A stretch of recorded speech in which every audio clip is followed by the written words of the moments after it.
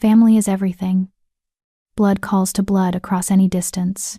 That's what Joseph Warren believed when he became Alpha King, carrying the weight of the crown and the grief of his sister's disappearance.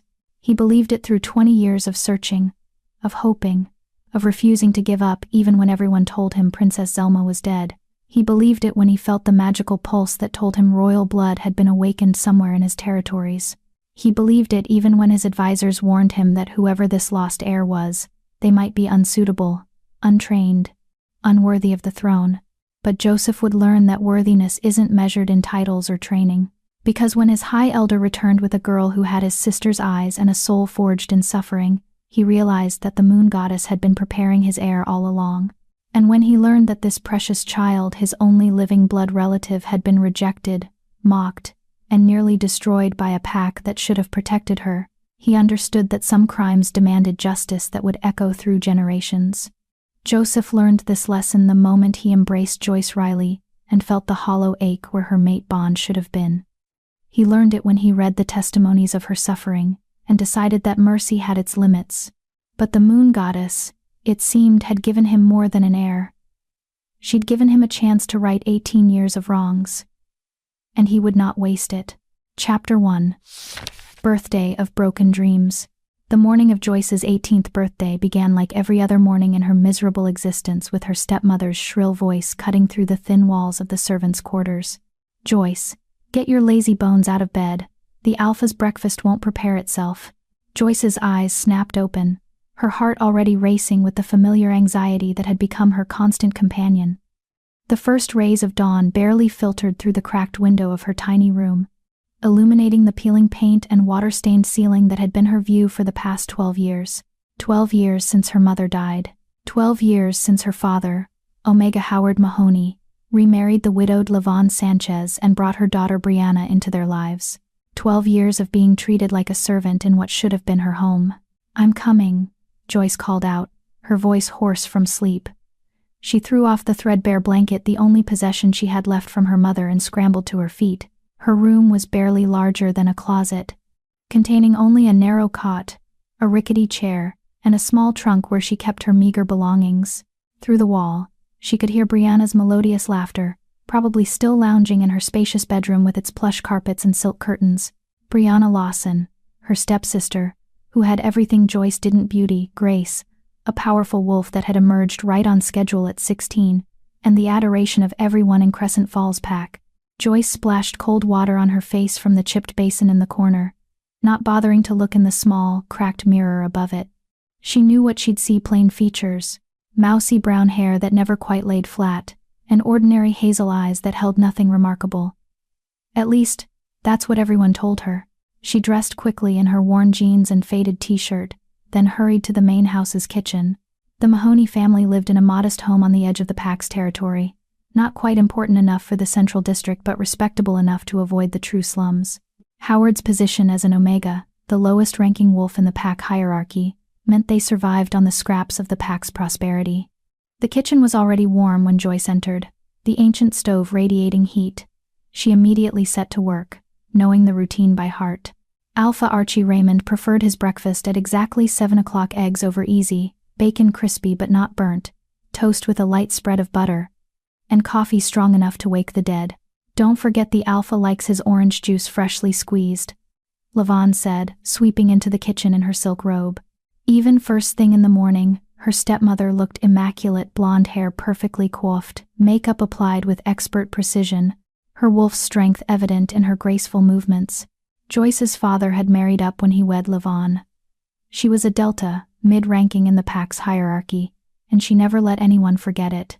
"Yes, ma'am," Joyce murmured, reaching for the oranges. "And after you finish the Alpha's breakfast, you'll need to prepare the food for tonight's celebration." Lavon examined her manicured nails with disinterest. Ramon's official announcement as heir apparent is a momentous occasion. Everything must be perfect.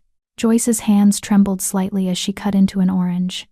Ramon Petty, future Alpha of the Crescent Falls Pack, the man who had occupied her dreams and nightmares in equal measure for the past 2 years. She'd first noticed him when she was 16, working at one of the Pack's mandatory gatherings. He'd walked past her carrying himself with the natural authority of someone born to lead, his dark hair catching the light, his blue eyes sharp and intelligent. He hadn't noticed her, of course. Why would he? She was nobody. But she'd noticed him. And in the secret corners of her heart, she'd harbored a foolish, impossible hope. Joyce. Lavon snapped her fingers in front of Joyce's face. Are you listening to me? Yes, ma'am. Sorry, ma'am. Honestly, Howard, I don't know where your daughter's mind goes sometimes. Lavon turned to Joyce's father, who had just entered the kitchen, already dressed in his work clothes. He was a groundskeeper for the pack's communal areas, a job that kept him outdoors from dawn to dusk. Howard Mahoney didn't meet Joyce's eyes. He rarely did anymore. Joyce, do as your stepmother says. The words stung, as they always did. Your stepmother. Never my wife or Lavon. As if he needed to constantly remind Joyce that this woman held authority over her. I was wondering, Joyce ventured carefully, keeping her eyes down as she squeezed the oranges, if perhaps I might attend the celebration tonight. It's my birthday, and… Your birthday? Brianna's voice preceded her into the kitchen. Joyce's stepsister looked like she'd stepped out of a fashion magazine, wearing designer jeans and a cashmere sweater that probably cost more than Joyce's entire wardrobe. Oh, how could we forget? Little Joyce is finally 18. Has your wolf emerged yet? The question was casual, but the malice underneath was unmistakable. Brianna knew the answer. Everyone knew the answer. Not yet, Joyce whispered. Not yet, Brianna repeated, her voice dripping with false sympathy. How tragic. You know, most wolves emerge at 16, some as early as 15, but 18? She made a tisking sound. That's practically unheard of. Are you sure you're even really a werewolf, Joyce? Maybe there was a mix-up at the hospital.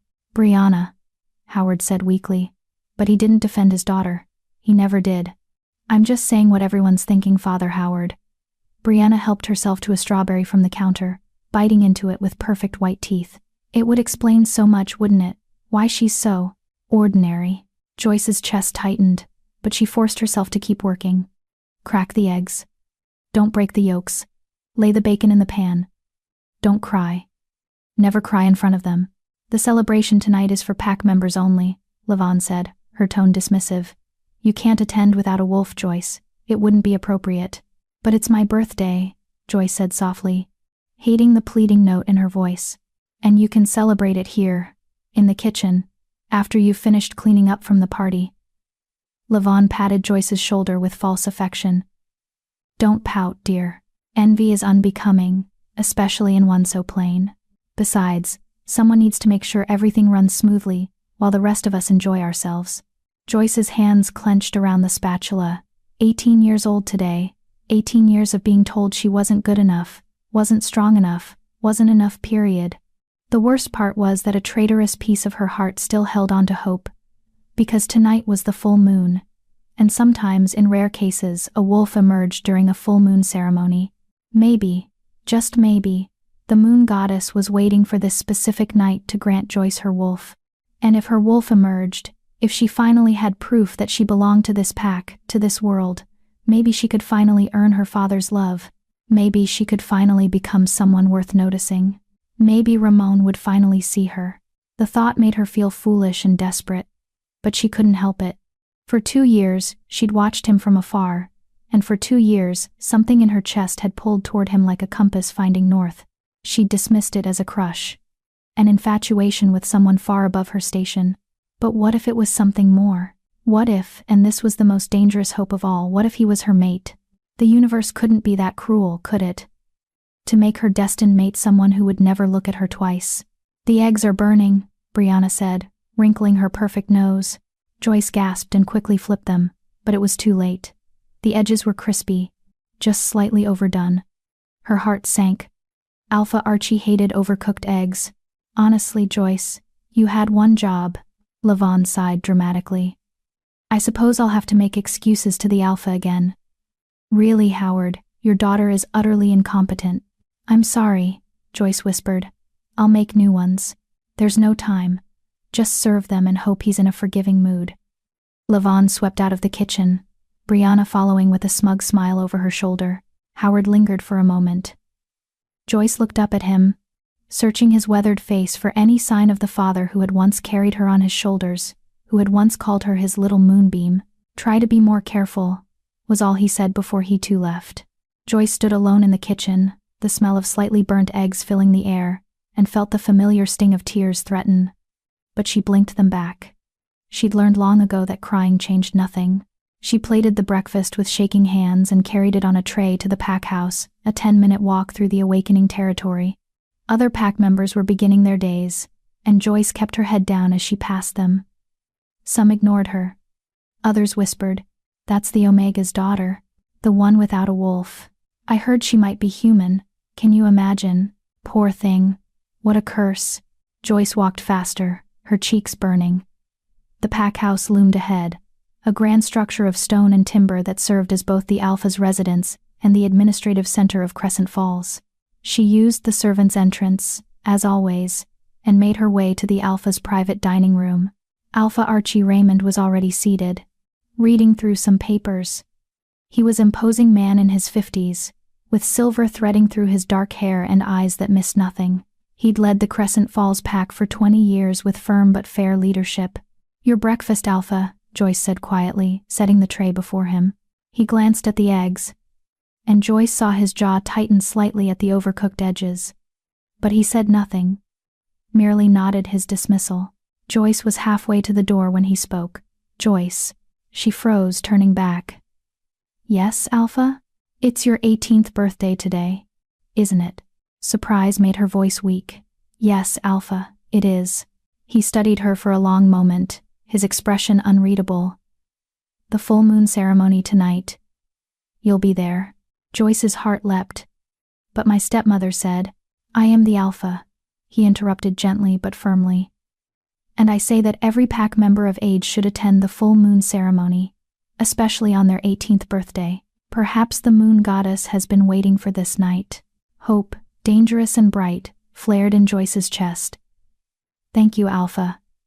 Thank you so much. Don't thank me yet," he said, returning to his papers. "Destiny is not always kind, young one. Sometimes the gifts the moon goddess gives us are wrapped in thorns." Joyce didn't understand the warning in his words. She was too busy floating on the possibility that everything might finally change.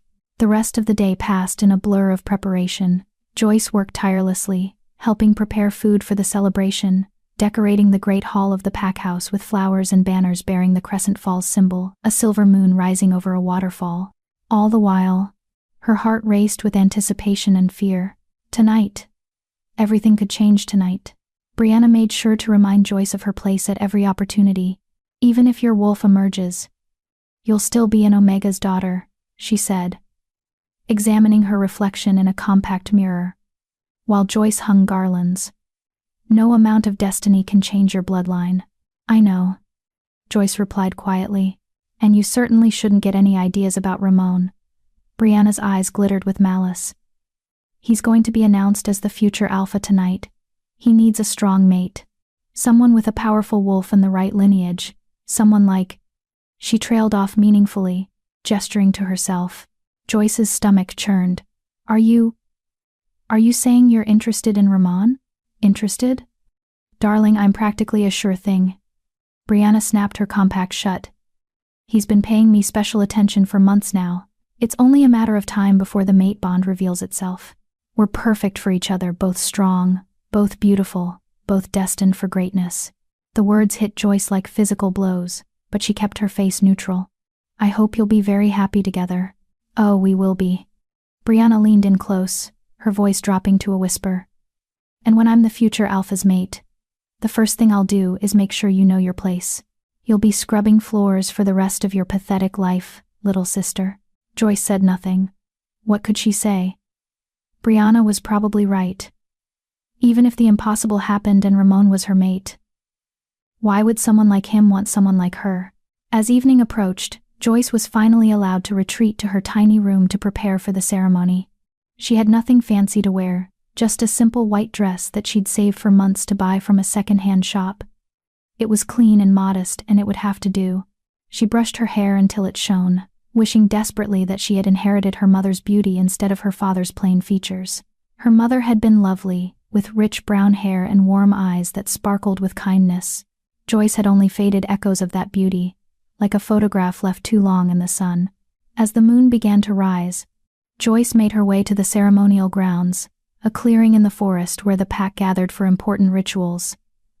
Already, wolves were assembling, their excitement palpable in the air. This wasn't just any full moon ceremony. It was the night Ramon Petty would be officially acknowledged as the Alpha's heir. Joyce stayed at the edge of the crowd, trying to make herself invisible. She watched as the important pack members took their places near the front, the betas, the deltas, the gammas. She saw Lavon and Brianna among them, both dressed in expensive gowns that made Joyce feel even more shabby in comparison. And then she saw him. Ramon Petty stood beside Alpha Archie, and Joyce's breath caught in her throat. He wore ceremonial clothes, black pants, and a deep blue shirt that brought out his eyes, with silver embroidery that marked him as the heir apparent. He looked every inch the future leader, strong, confident, powerful. As if sensing her gaze, his eyes swept over the crowd. For just a moment, they landed on Joyce. And something happened.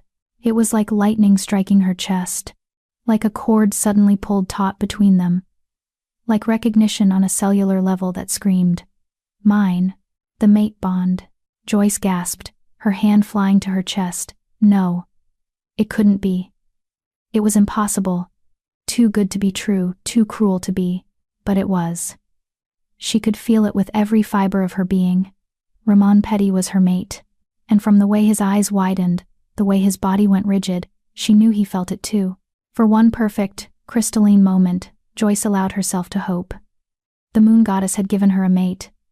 Not just any mate, but the future Alpha.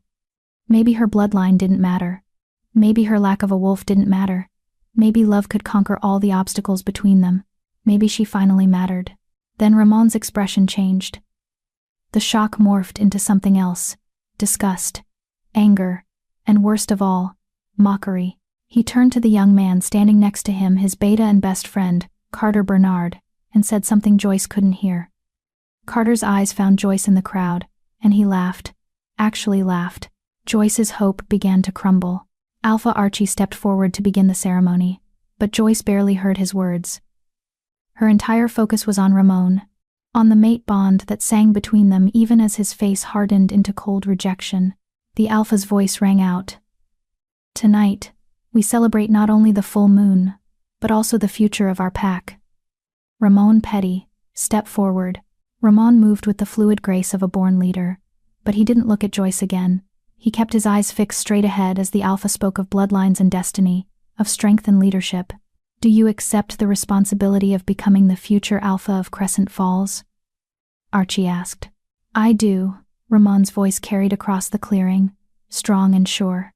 "Then by the power vested in me by the moon goddess and the pack that came before us, I name you heir to the Crescent Falls pack." The pack erupted in cheers and howls.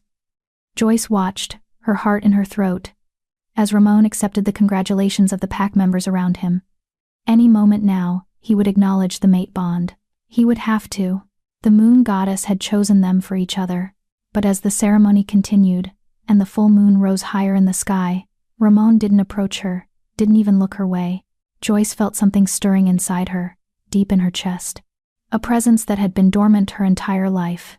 Her wolf. After 18 years, her wolf was finally emerging. Joy and terror warred within her. This was what she'd waited for, prayed for. But the timing, why now? Why tonight, when her mate was actively ignoring her?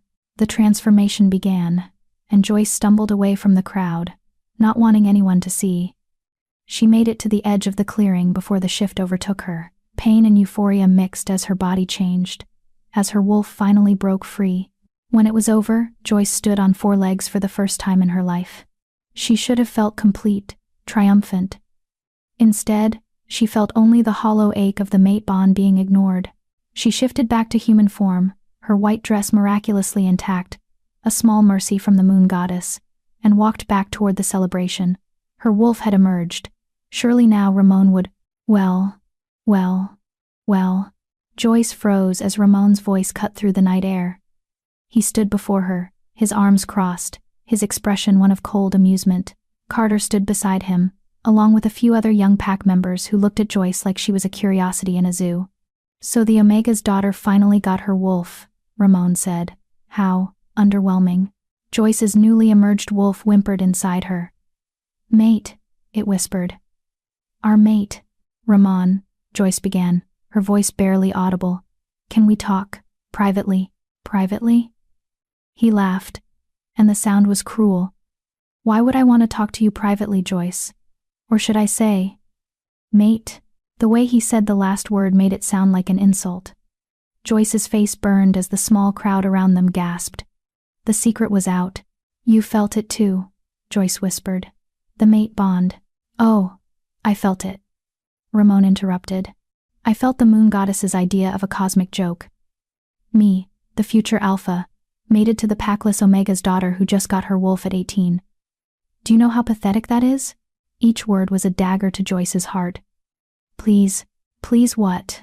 Ramon stepped closer, his voice lowering but no less cruel. Please accept you. Please make you my Luna. Please pretend that you're anything other than a weak, wolfless embarrassment to this pack. I have a wolf now, Joyce said desperately. I shifted tonight. A wolf that took 18 years to emerge. Ramon's lip curled. Do you know what that means, Joyce? It means your wolf is weak, defective, just like you. Ramon, that's enough. A new voice said. Joyce looked up to see Alpha Archie approaching, his expression stern. But Ramon wasn't done. He'd found his audience, and he played to them like a performer on a stage. The moon goddess must have been drunk when she made this match. Or maybe, he paused dramatically. She's testing me. Testing whether I'm strong enough to reject a mate for the good of the pack. The word reject hit Joyce like a physical blow. Rejection of a mate bond was rare, painful, and permanent. It could leave both parties damaged, unable to ever find love again. Don't, Joyce pleaded, her eyes filling with tears. Please don't do this. For just a moment, something flickered in Ramon's eyes. Regret? Shame? But it was gone in an instant, replaced by cold determination. I, Ramon Petty, future alpha of the Crescent Falls pack, reject you, Joyce Riley, as my mate. The bond snapped. Joyce had read about rejection, heard stories from the pack elders, but nothing could have prepared her for the reality. It felt like her chest was being ripped open, like every nerve in her body was on fire, like her newly emerged wolf was being torn away from her soul. She collapsed to her knees, a scream trapped in her throat. Through the haze of agony, she heard voices. Did you see her face? How pathetic.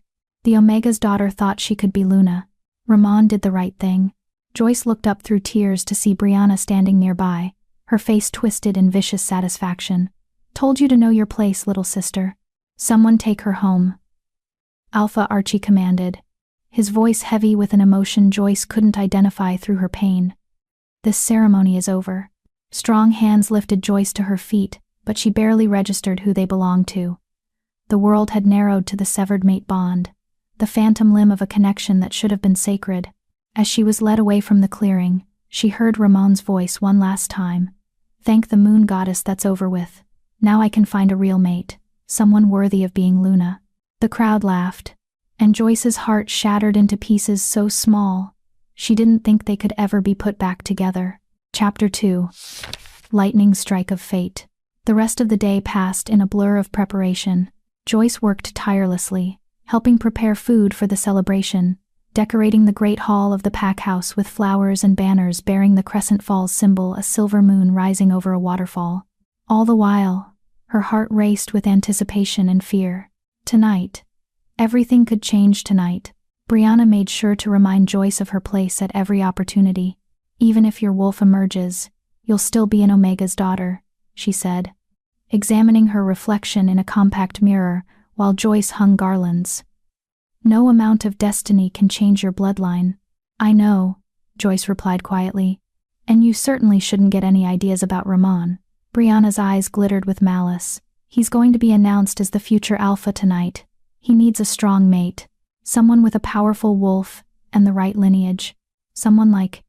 She trailed off meaningfully, gesturing to herself. Joyce's stomach churned. Are you saying you're interested in Ramon? Interested? Darling.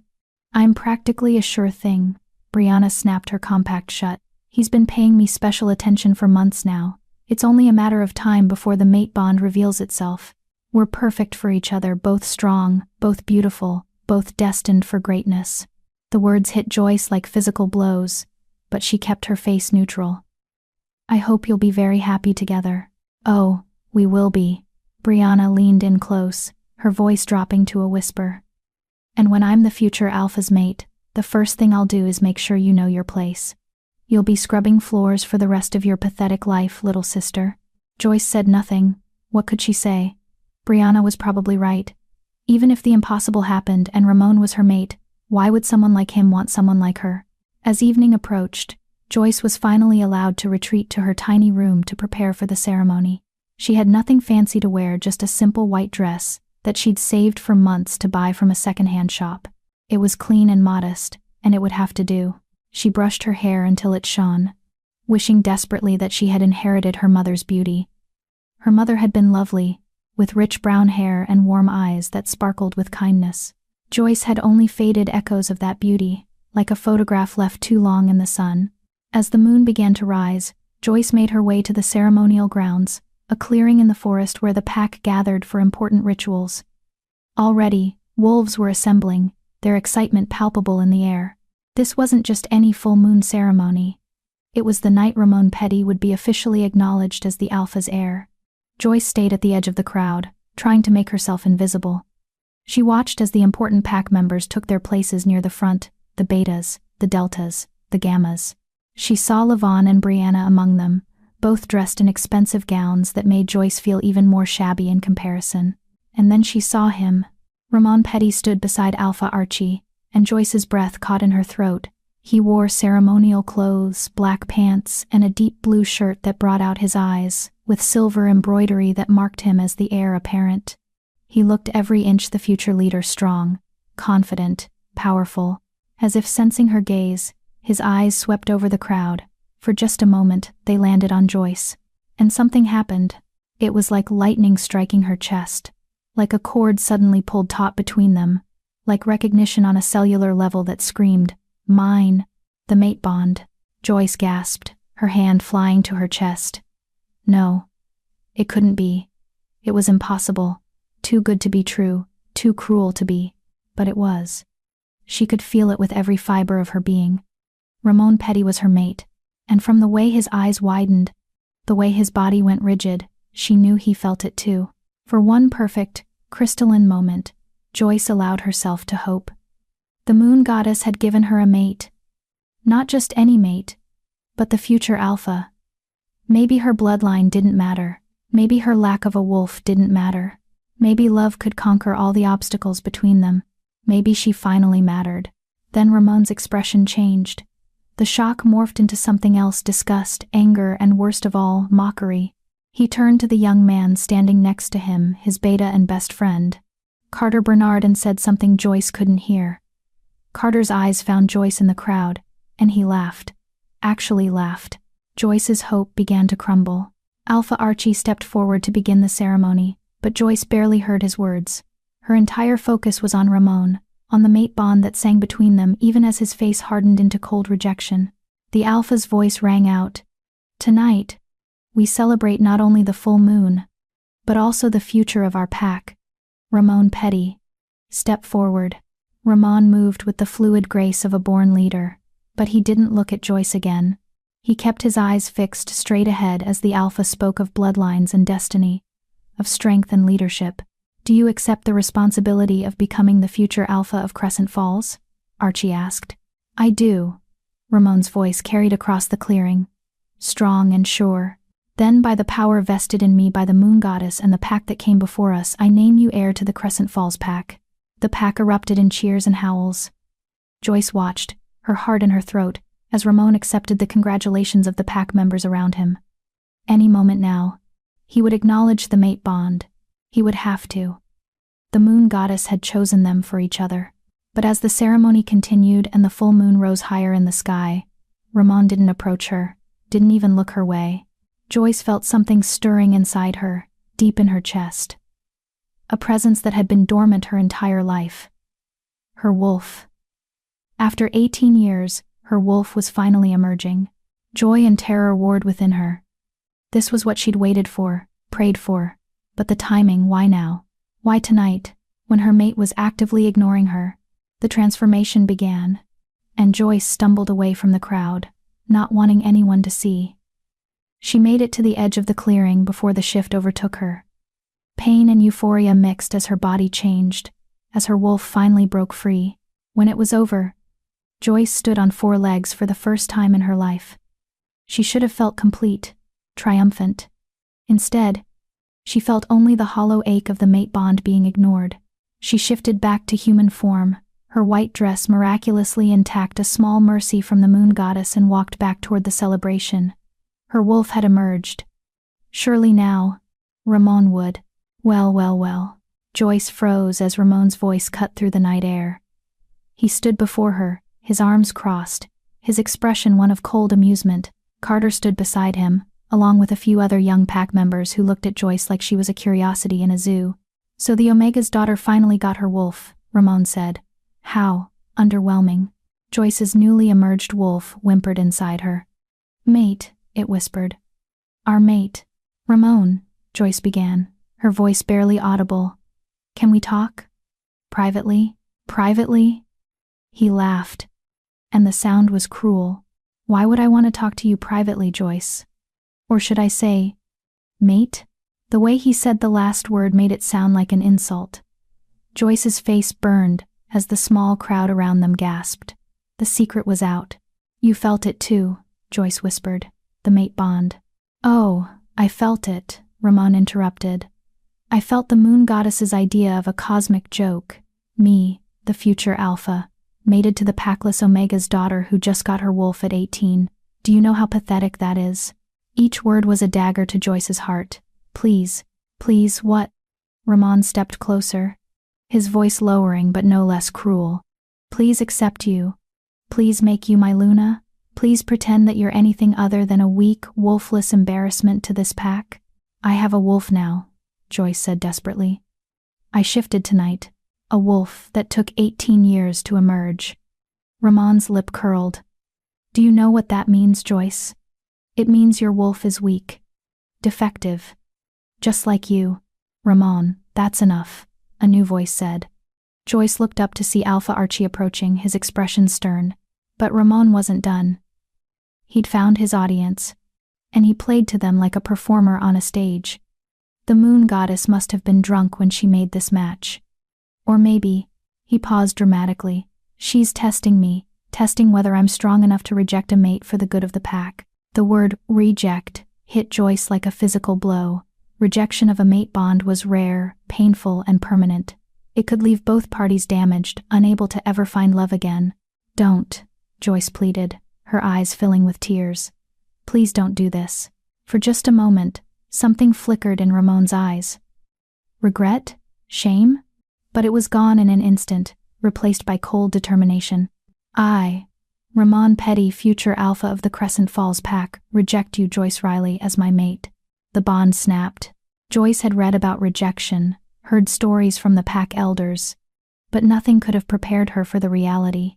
It felt like her chest was being ripped open, like every nerve in her body was on fire, like her newly emerged wolf was being torn away from her soul.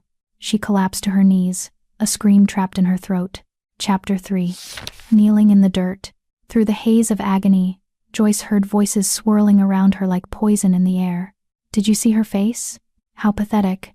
The Omega's daughter thought she could be Luna. Ramon did the right thing. Can you imagine her leading the pack? She can barely lead herself to the kitchen on time. Laughter. So much laughter. It echoed in Joyce's ears, mixing with the sound of her own heartbeat, irregular now, stuttering like a broken clock. Joyce looked up through tears to see Brianna standing nearby, her face twisted in vicious satisfaction.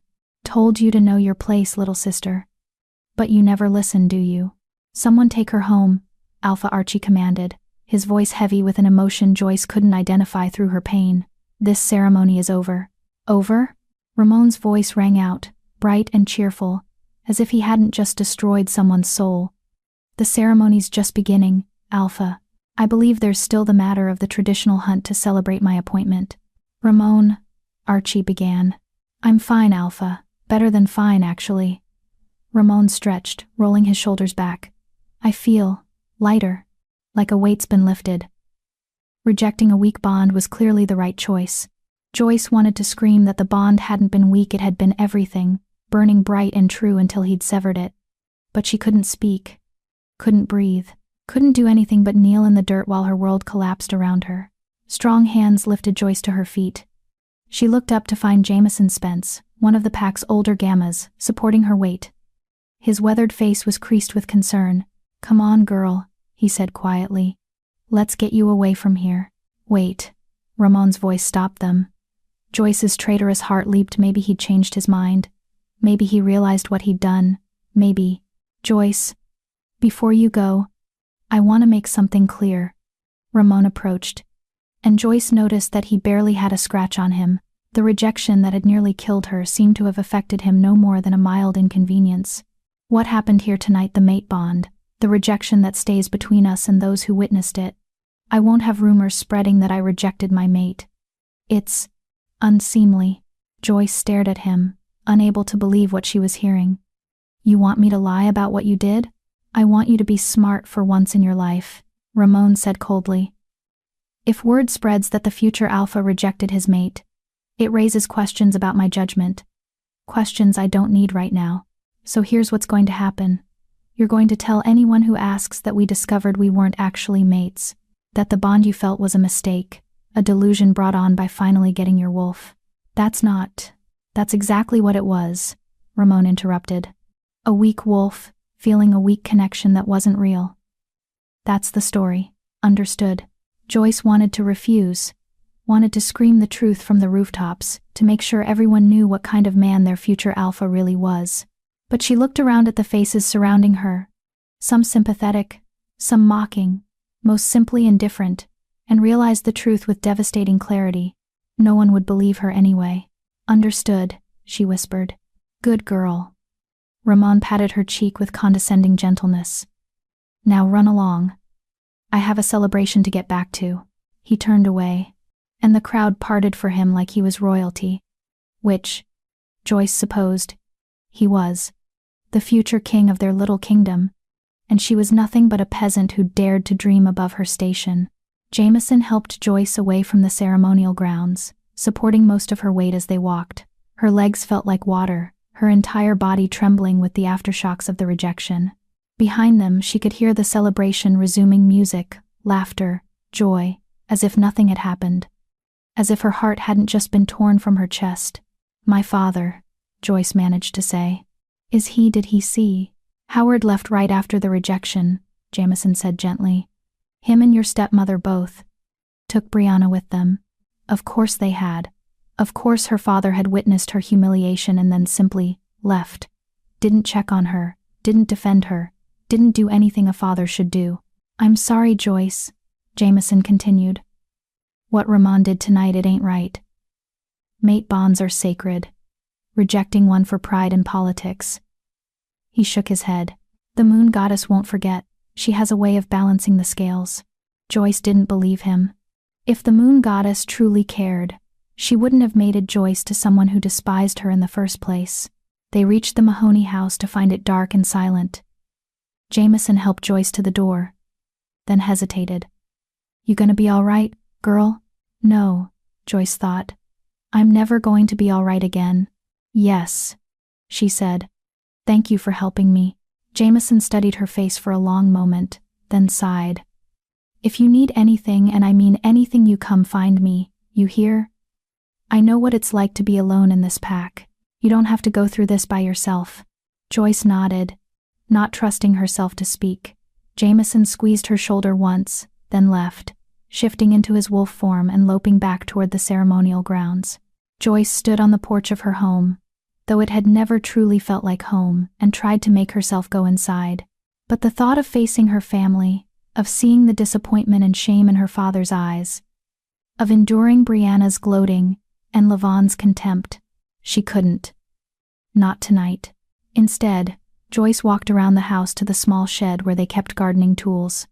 She slipped inside, closed the door, and finally allowed herself to break.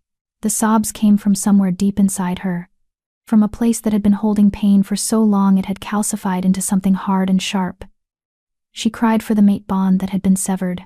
She cried for her newly emerged wolf, who whimpered in agony inside her mind. She cried for the father who had abandoned her, for the mother who had died too soon, for the girl she'd been this morning who still had hope. But most of all, she cried for the future she'd lost. The dream of being loved, of being chosen, of finally mattering to someone. Ramon had taken that dream and crushed it beneath his heel like it was nothing. Joyce cried, until she had no tears left, until her body was empty and hollow and numb. Then she curled up on the cold floor of the shed, pulled her mother's blanket from where she'd hidden it months ago, the only possession Levon hadn't confiscated or sold, and closed her eyes. Sleep didn't come easily. Every time she drifted off, she felt the phantom pain of the severed bond and jerked awake. Her wolf paced restlessly in her mind, confused and hurt, unable to understand why their mate had rejected them. "We weren't good enough," Joyce told her wolf silently. "We were never going to be good enough." Dawn came too quickly. Joyce forced herself to stand, to smooth down her wrinkled white dress, to wipe the dried tears from her face. She looked like she'd been through a war. In a way, she had. She knew what waited for her inside the house.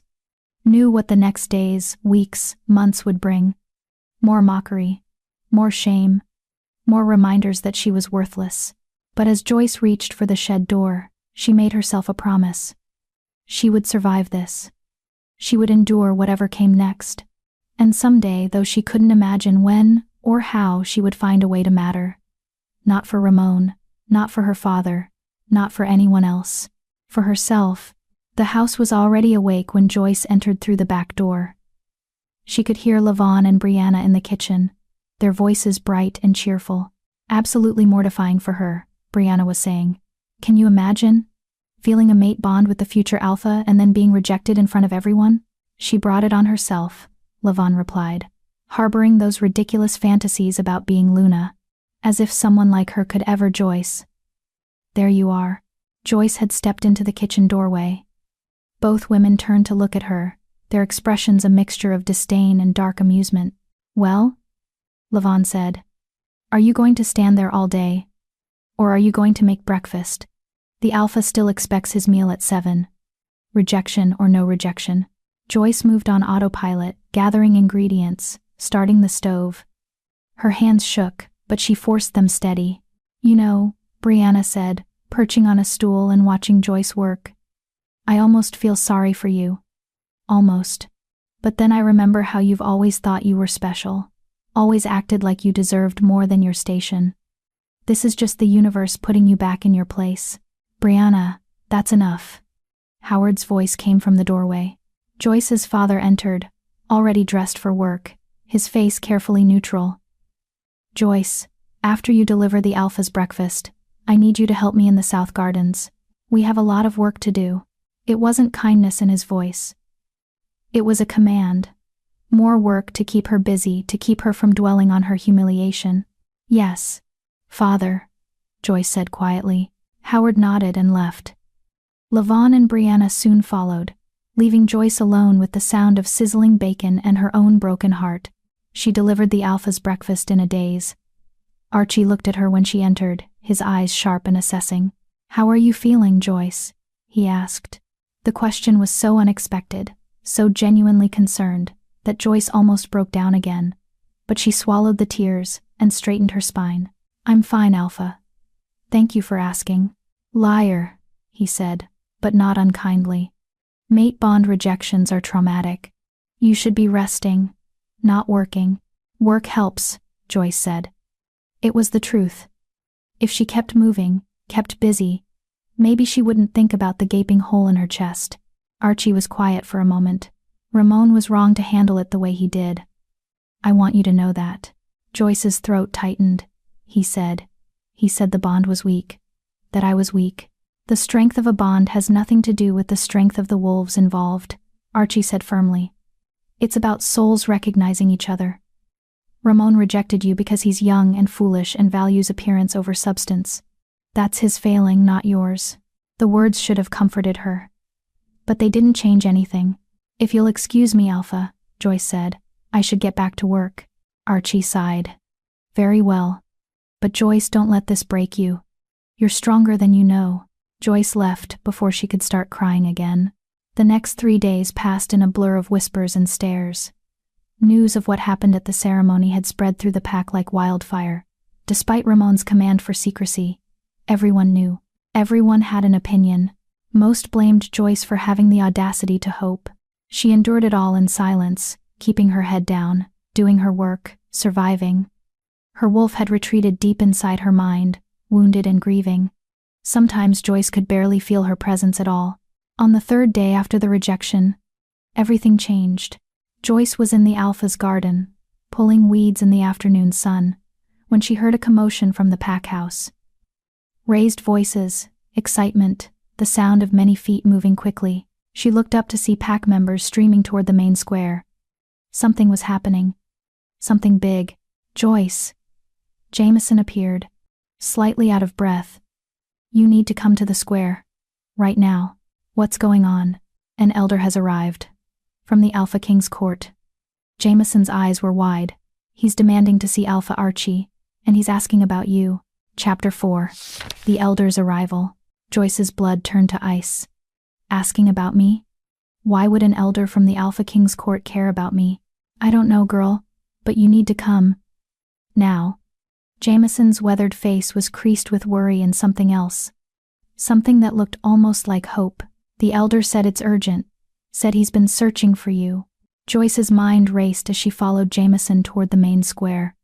Her heart pounding so hard she thought it might break through her ribs. An elder from the Alpha King's court. The Alpha King ruled over all the packs in the region. A position of ultimate authority passed down through the royal bloodline for centuries. His court was legendary, powerful, mysterious, and utterly removed from the lives of ordinary wolves like Joyce. Why would anyone from that world be looking for her? The main square was packed with wolves when they arrived. The entire pack seemed to have gathered, their faces a mixture of curiosity and excitement. Joyce could see Ramon near the front, standing with Alpha Archie and the other high-ranking pack members.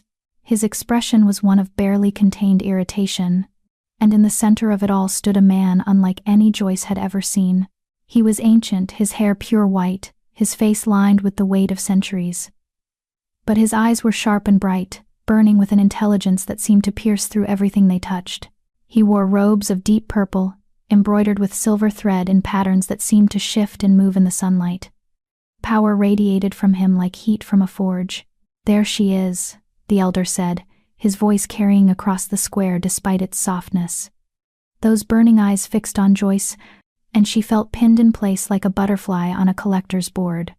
Joyce Riley, daughter of Howard Mahoney, born 18 years ago under the dark moon. Joyce could only nod, her voice trapped in her throat. The elder stepped toward her, and the crowd parted like water. "My name is Teodoro Klein. I serve as the High Elder to the Alpha King's court, and I have been searching for you for a very long time." "I don't understand," Joyce managed to say. "Why would you be searching for me?" Teodoro's eyes softened slightly. "Because 18 years ago, a prophecy was spoken. A prophecy about a child born under the dark moon, a child with no wolf who would change the fate of our kind. A child who carried royal blood in her veins." The square erupted in whispers. Joyce felt the world tilt beneath her feet. "That's impossible." Ramon's voice cut through the noise. He stepped forward, his face flushed with anger. "She's an Omega's daughter. There's no royal blood in her lineage. This is absurd." "Is it?" Teodoro turned his gaze to Ramon, and the young wolf actually took a step back. "Tell me, future Alpha, do you know anything about Joyce's mother? About where she came from before she mated with Howard Mahoney?" Silence fell over the square. Joyce realized with a start that she didn't know much about her mother's past either. Her mother had rarely spoken of her life before coming to Crescent Falls, and Joyce had been too young to ask the right questions before she died. "Howard Mahoney," Teodoro called out. "Step forward." Joyce's father emerged from the crowd, his face pale and drawn. He looked like a man walking to his execution. "You know why I'm here, don't you?" Teodoro said gently. "You've been hiding from this truth for 18 years. Howard's shoulders sagged. "I promised her," he whispered. "I promised I'd keep Joyce safe. That I'd never tell." "Tell what?" Joyce's voice cracked. "Father, what is he talking about?" Howard finally met his daughter's eyes, and Joyce saw tears streaming down his weathered face. Your mother. She wasn't who she said she was. She wasn't just some rogue wolf who wandered into pack territory. She was. He swallowed hard. She was Princess Zelma of the royal bloodline, daughter of the previous Alpha King. The world stopped. Joyce couldn't breathe, couldn't think, couldn't process what she'd just heard. Her mother, her kind, gentle mother who had smelled of lavender and sung lullabies in a language Joyce never learned, had been a princess. That's a lie. Brianna's shrill voice broke through Joyce's shock. It has to be a lie. If she was royalty, why would she mate with an Omega? Why would she live in poverty? Because she was running, Teodoro said, his voice heavy with old sorrow, running from a marriage she didn't want, from a life that would have caged her spirit. She fled the royal court and disappeared into the territories, eventually finding sanctuary in Crescent Falls. She took a new name, created a new life, and found love with a man who valued her for herself, not her bloodline. Howard nodded, his voice breaking. She was the most beautiful soul I ever met. She chose me in Omega, nobody special, and she loved me, loved us. But she made me promise that if anything happened to her, I would keep Joyce hidden, that I would never tell anyone about her true heritage. Why? Joyce demanded, anger rising through her shock. Why would she want that? Why did you let me grow up thinking I was nothing? Because being royal isn't the blessing you think it is, Teodoro said.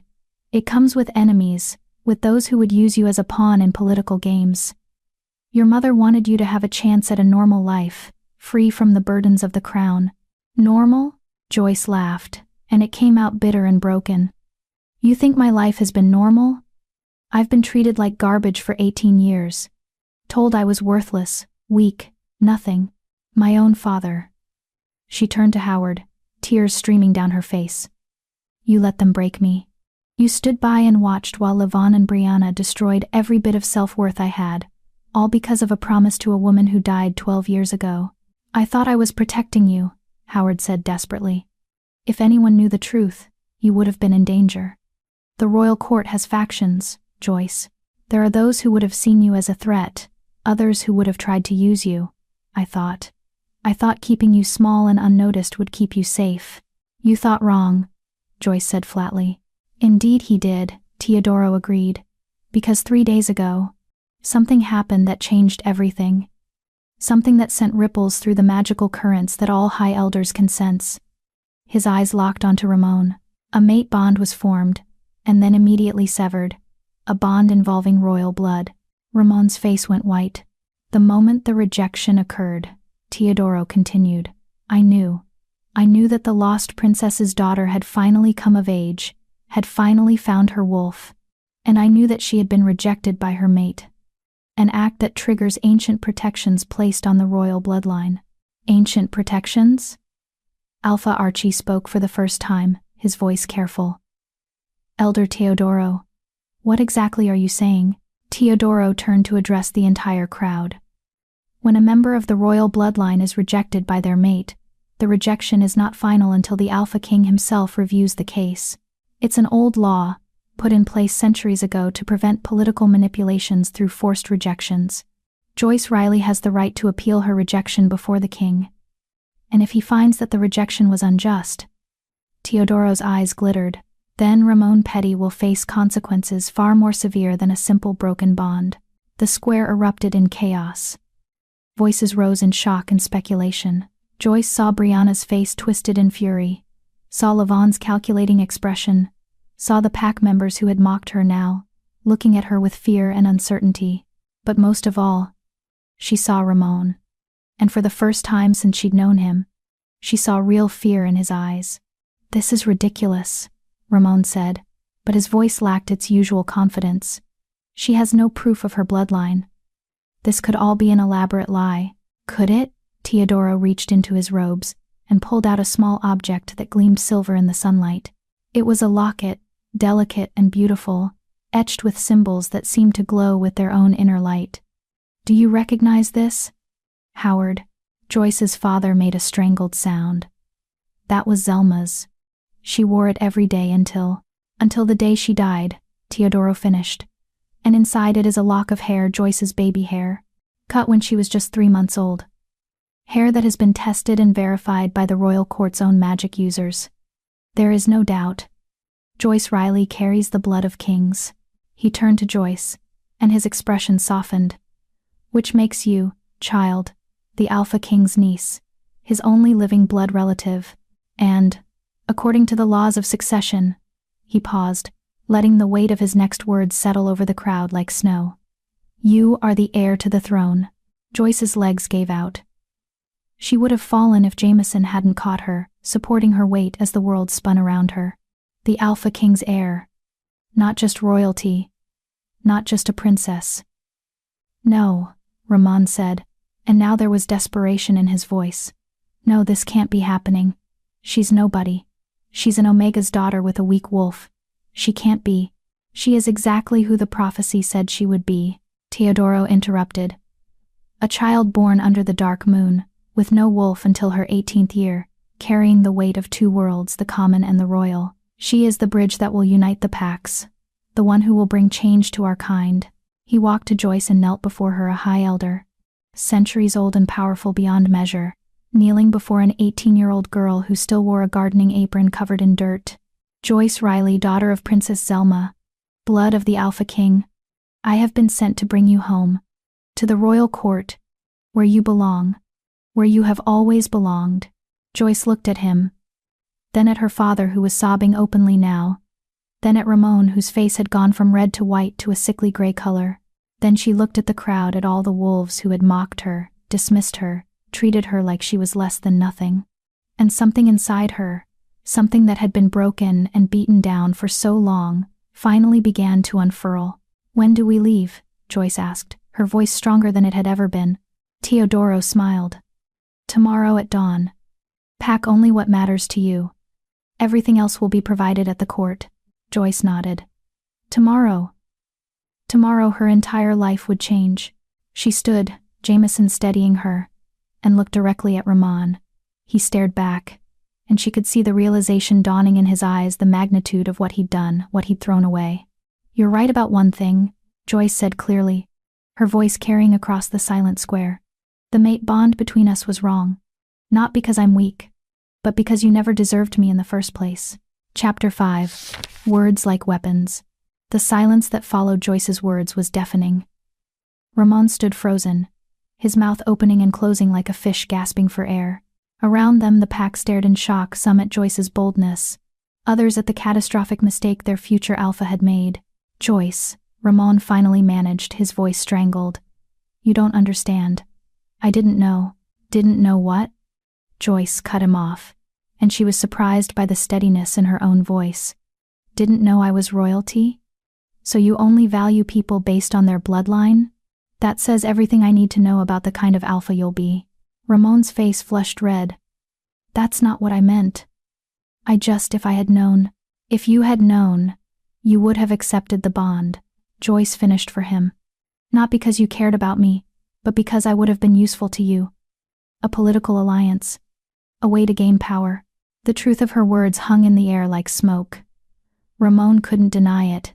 Everyone could see it written across his face. Alpha Archie stepped forward, his expression grave. Elder Teodoro, what happens now? What are the consequences for Ramon? Teodoro's face was stern. That depends on the Alpha King's judgment. The rejection of a royal mate is no small matter. At minimum, Ramon will be required to appear before the court to explain his actions. At worst, he paused, the king could strip him of his title, his wolf, or even his life. Gasps rippled through the crowd. Ramon's face went white as snow. But that's not fair. Brianna pushed her way forward, her beautiful face twisted with desperation. He didn't know. You can't punish him for not knowing. Can't I? Teodoro's gaze was cold as it fixed on Brianna. The law is clear. Ignorance is not an excuse, especially when the rejection was made with such cruelty, in front of witnesses, for the explicit purpose of public humiliation. He turned back to Ramon. You didn't just reject the mate bond. You mocked it, degraded it, made a spectacle of destroying something sacred. I was trying to protect the pack, Ramon said desperately. You thought you were too good for her, Teodoro said flatly. That's what you thought. And now you'll answer for that pride before the Alpha King himself. Lavon stepped forward, her face pale but her voice calculated. Elder Teodoro, surely there's some way to resolve this without involving the royal court. Perhaps Joyce and Ramon could reconcile? If the bond is accepted now, the bond is broken, Teodoro said sharply. Ramon rejected it with the formal words of severance. There is no reconciliation. The only question now is whether the rejection will stand, or whether Ramon will face punishment for breaking one of our most sacred laws. Joyce felt a strange sense of detachment as she watched the panic spread through the people who had tormented her. Lavon's face was calculating, clearly trying to figure out how this new development affected her own position. Brianna looked like she might be sick. And Ramon was staring at Joyce like he was seeing her for the first time. Joyce, he said, taking a step toward her. Please. I know I hurt you. I know I was wrong. But you have to understand. I don't have to understand anything, Joyce said quietly. And I don't have to forgive you either. But if you testify against me at court, if you tell the king what happened, I'll tell the truth, Joyce interrupted. That's all. Whether the king punishes you or not isn't my decision to make. She turned to Teodoro. You said I should pack what matters to me. I don't have much. Just a blanket that belonged to my mother and a few clothes. I'll be ready by dawn. Teodoro nodded approvingly. The royal court will provide everything else you need. Clothes befitting your station, teachers to educate you in court, politics and history, trainers to help develop your wolf. His expression softened slightly. I know this is overwhelming, child. Your entire world has been turned upside down in a matter of minutes, but I promise you the court will be nothing like what you've endured here. Joyce wanted to believe him. But 18 years of disappointment had taught her to be cautious with hope. There's one more thing, Teodoro said, addressing the crowd again. Until the Alpha King makes his judgment on the rejection, Ramon Petty is forbidden from taking the position of Alpha. This pack will remain under Alpha Archie's leadership. What? Ramon's voice cracked. But I was just named heir apparent. You can't. I can, and I have, Teodoro said firmly. The royal court's authority supersedes pack politics. Until this matter is resolved, you are in a state of uncertainty. The king may allow you to keep your position. He may not. That depends entirely on how he views your actions. Alpha Archie's face was carefully neutral, but Joyce thought she saw relief in his eyes. He'd never looked entirely comfortable with naming Ramon as heir. Now she understood why the old Alpha had seen something in Ramon that Joyce had been too infatuated to notice. A streak of cruelty masked by charm, a willingness to hurt others for personal gain. This is wrong, Brianna said, her voice shrill. Joyce has done nothing but cause problems since the moment she was born. She's using this supposed bloodline to get revenge on people who were only trying to help her know her place. Joyce turned to her stepsister slowly. Help me? Is that what you call it? 12 years of mockery? Of making sure I knew I was worthless? Of enjoying every moment of my pain that was helping? You were a servant, Brianna spat. That's all you were ever meant to be. Royal blood or not, you'll never be anything more than. Enough. Howard's voice rang out. Stronger than Joyce had heard it in years. Her father stepped forward, his weathered face set with an expression Joyce had never seen before. Brianna, you will show respect to your sister, your royal sister. Lavon's eyes widened. Howard, you can't be serious. After everything we've done to her? Howard's laugh was bitter. Yes. Lavon, I'm finally seeing clearly. I let you and your daughter torture Joyce because I was a coward, because I thought keeping her small and broken would keep her safe. He turned to Joyce, tears streaming down his face. But all I did was betray the woman I loved and the daughter she gave me. Zelma would be ashamed of me. I'm ashamed of myself. Joyce felt something crack in her chest. All her life, she'd waited for her father to defend her, to choose her, to love her the way fathers were supposed to love their daughters.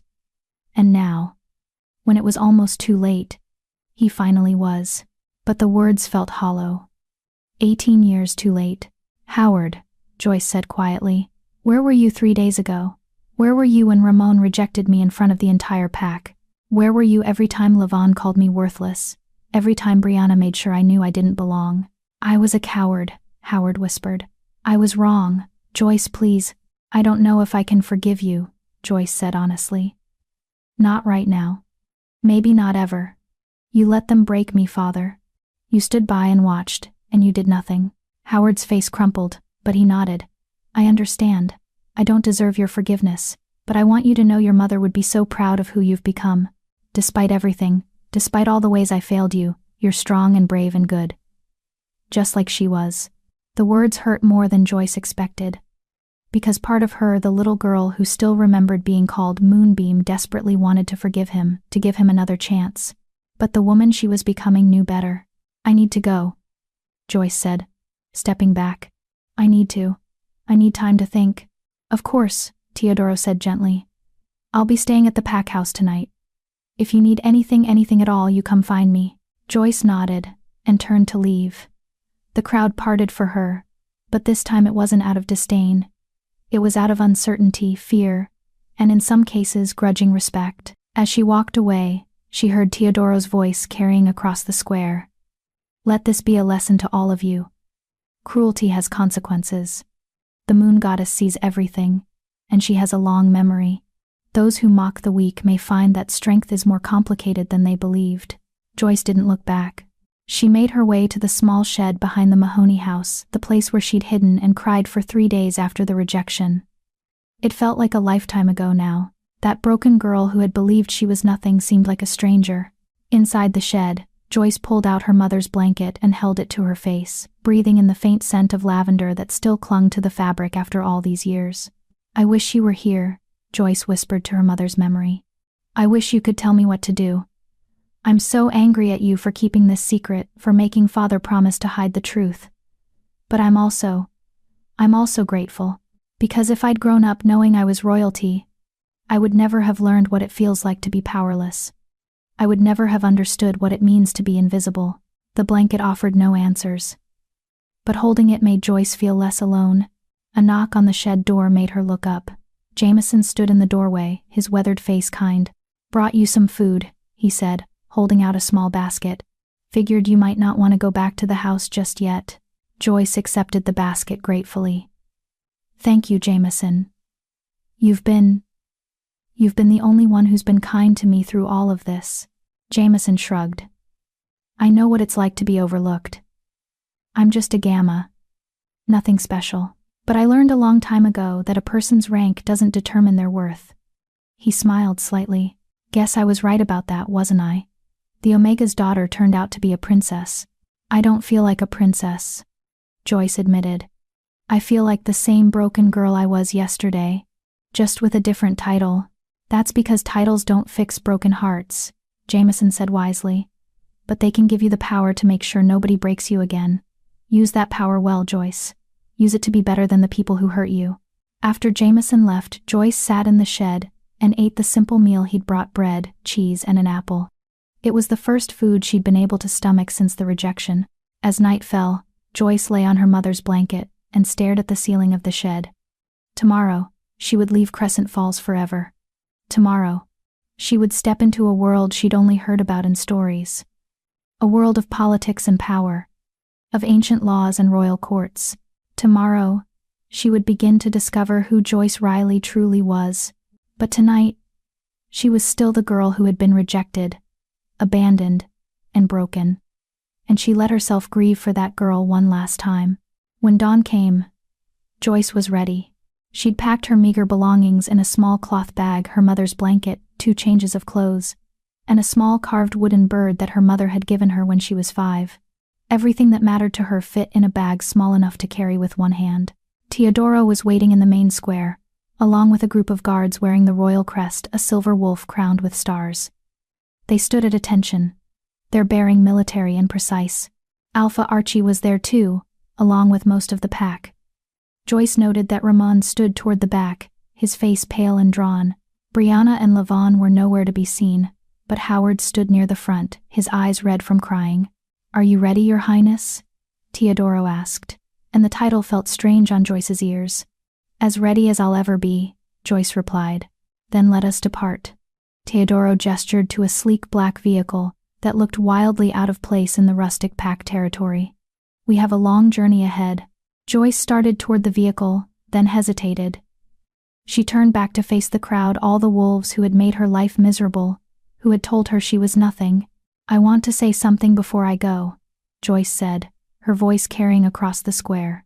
"To everyone who mocked me, who made me feel worthless, who enjoyed watching me suffer, I forgive you."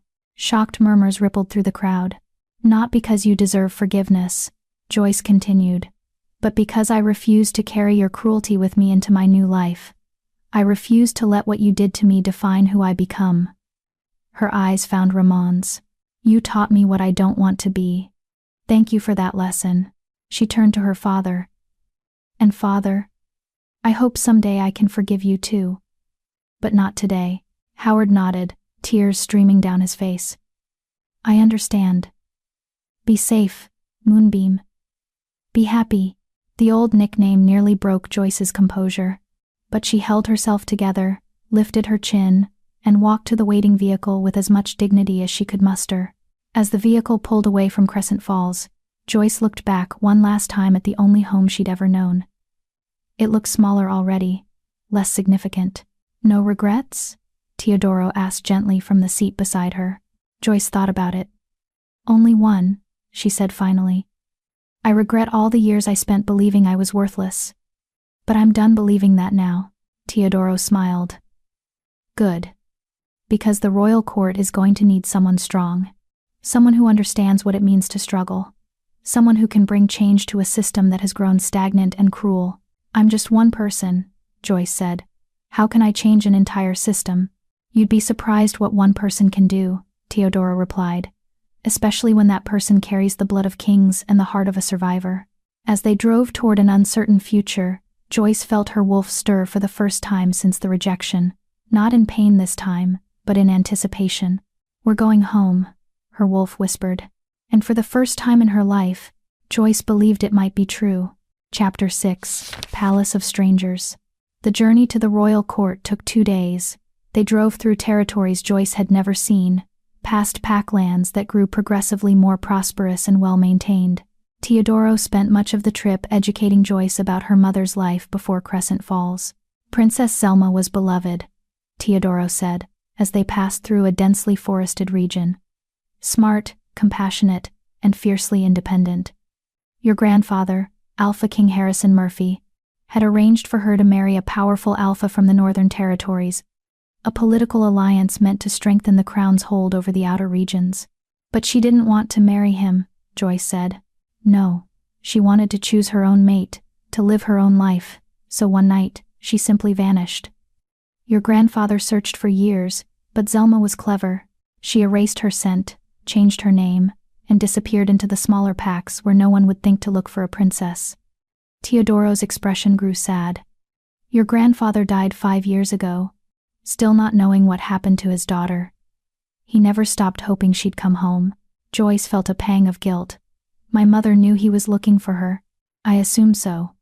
But she'd made her choice. And from what your father told me, she was happy. She found love. Had you. Built a simple life." Teodoro looked at Joyce carefully. "Do you resent her for it? For keeping you from this world?" Joyce considered the question. "I don't know. Part of me wishes I'd grown up knowing the truth, but another part understands why she did it. She was protecting me from a life she didn't want for herself." "Wise beyond your years," Teodoro murmured. "You'll need that wisdom at court."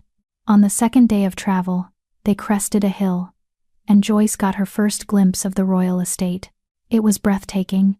The main palace rose from the landscape like something from a fairy tale, white stone towers reaching toward the sky. Vast gardens surrounding it in perfect geometric patterns, fountains that sparkled in the afternoon sun. The entire complex was surrounded by a massive wall, but even from a distance, Joyce could see the elegance and power contained within. "Welcome home, Your Highness," Teodoro said softly.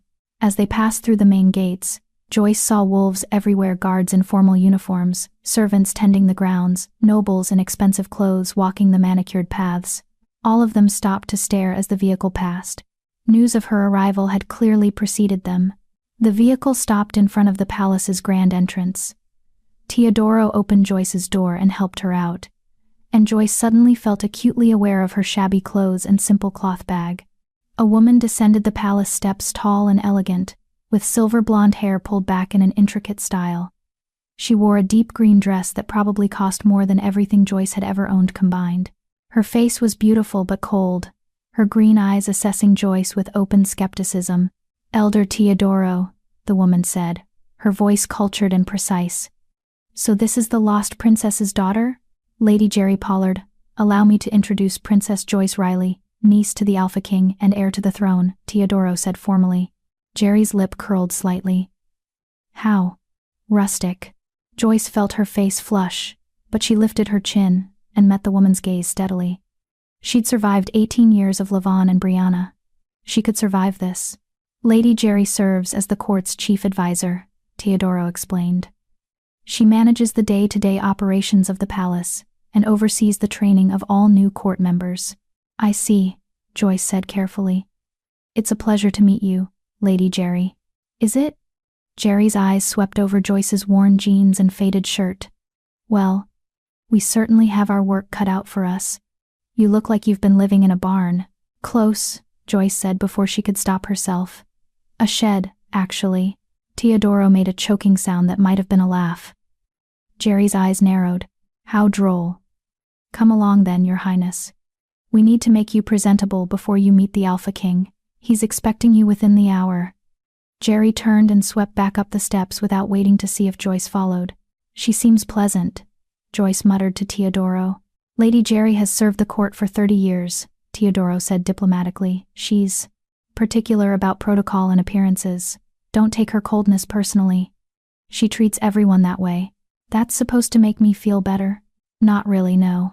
Joyce followed Jerry into the palace, and her breath caught. The entrance hall was massive marble floors polished to a mirror shine, crystal chandeliers hanging from ceilings painted with elaborate murals, tapestries depicting legendary wolves in battle. Everything screamed wealth and power. Joyce had never felt more out of place in her life. "Your chambers are in the East Wing," Jerry said, leading Joyce up a sweeping staircase. "They belonged to your mother when she lived here. The king insisted they be preserved exactly as she left them." They walked through corridors lined with portraits of stern-looking wolves in royal regalia. Joyce recognized none of them, but she could see echoes of her own features in some faces. The shape of her eyes, the curve of her jaw, her family, people she'd never known existed. Jerry stopped in front of an ornate door and pushed it open. "Your chambers, Your Highness." Joyce stepped inside and nearly gasped. The room was enormous, easily 10 times the size of her entire living space back in Crescent Falls. A massive 4-poster bed dominated one wall, draped in silk curtains the color of moonlight. Windows overlooked the gardens, their glass so clean it seemed invisible. A sitting area with plush furniture occupied one corner, and multiple doors led to what Joyce assumed were a bathroom and closets. "The king has arranged for a stylist and a wardrobe mistress to attend you," Jerry said. "They'll prepare you for the audience. I suggest you bathe first. You smell like poverty." The insult was delivered with such casual cruelty that Joyce actually laughed. "You remind me of someone I used to know." She also thought that being mean made her important. Jerry's eyes flashed. "I am important, child. I've earned my position through decades of service. You're only here because of an accident of birth." "You're right," Joyce said calmly. "I didn't earn this. But I didn't ask for it either. So maybe we can both make the best of a situation neither of us loves?" For a moment, Jerry looked taken aback. Then her expression hardened again. "The stylist will arrive in 20 minutes. Don't be late." She swept out, closing the door behind her. Joyce stood in the center of the opulent room and felt suddenly, crushingly alone. She walked to one of the windows and looked out over the gardens, seeing wolves moving below like pieces on a chessboard. This was her life now. This palace, these people, this world of politics and power. She set her cloth bag on the bed, it looked pathetically small against the silk coverlet, and pulled out her mother's blanket. The familiar scent of lavender grounded her, reminded her who she was beneath all the titles and expectations. "I can do this," she told herself. "I survived Crescent Falls. I can survive this too." A knock on the door interrupted her thoughts. "Your Highness?" "I'm Neva Rowland, your stylist." Joyce opened the door to find a woman in her 40s with kind eyes and a warm smile. Behind her stood several servants carrying what looked like an entire wardrobe. "Oh, honey," Neva said, taking in Joyce's appearance. "Let's get you sorted, shall we?" The next hour was a whirlwind. Joyce was led to a bathroom that was larger than the Mahoney family kitchen, where she soaked in a tub filled with water that smelled of roses and something she couldn't identify. Neva chatted the entire time, asking gentle questions about Joyce's journey and explaining what to expect at court. "The king is intense," Neva said as she helped Joyce into an elegant dress of deep blue silk. "But he's fair. And he's been so excited to meet you. Your mother was his favorite sibling, you know. He's never quite forgiven himself for not finding her before she died." Joyce's throat tightened. Another person her mother's choices had hurt. Another relationship stolen by secrets and fear. Neva styled Joyce's hair, pulling it back from her face in an elegant twist that made her look older, more refined. Makeup followed, subtle but transformative. When Neva finally led Joyce to a full-length mirror, Joyce barely recognized herself. The girl in the mirror looked regal. Poised. Beautiful, even. "There," Neva said with satisfaction. "Now you look like a princess." Joyce touched her reflection, still not quite believing it was her. "Thank you, Neva." "No thanks needed, honey. It's my job." Neva squeezed Joyce's shoulder gently. "Now, deep breath. The king is waiting." Teodoro was outside Joyce's chambers, his expression approving when he saw her transformation. "Much better. Are you ready?" "No," Joyce admitted. "But let's do this anyway." They walked through the palace corridors, and Joyce noticed that servants and nobles alike stopped to stare and whisper as she passed. She kept her head high, channeling every ounce of courage she possessed. Finally, they reached a set of massive double doors. 2 guards stood at attention, their faces impassive. "Princess Joyce Riley to see Alpha King Joseph Warren," Teodoro announced. The doors swung open. The throne room was the most magnificent space Joyce had ever seen. Columns of white marble supported a vaulted ceiling painted with constellations. The floor was inlaid with precious stones forming the pattern of a wolf howling at the moon. And at the far end, on a throne of silver and sapphire, sat the Alpha King. Joseph Warren was younger than Joyce expected, perhaps in his early 50s, with dark hair graying at the temples and sharp blue eyes that seemed to see everything. He wore simple but elegant clothes, and power radiated from him like heat from the sun. As Joyce approached, walking down the long aisle between courtiers who had gathered to witness this moment, the king stood. His eyes locked on Joyce's face, and Joyce saw his expression shift. Shock, grief, joy, all flashing across his features in rapid succession. "Zelma," he whispered. Then, louder, "You have her eyes. You have my sister's eyes." Joyce reached the base of the throne platform and, uncertain of protocol, dropped into an awkward curtsy. "Your Majesty, no." Joseph descended from his throne and crossed to Joyce in 3 long strides. "No, child. You don't bow to me. Your family." And then, to Joyce's complete shock, the Alpha King pulled her into a tight embrace. Joyce stood frozen for a moment, overwhelmed.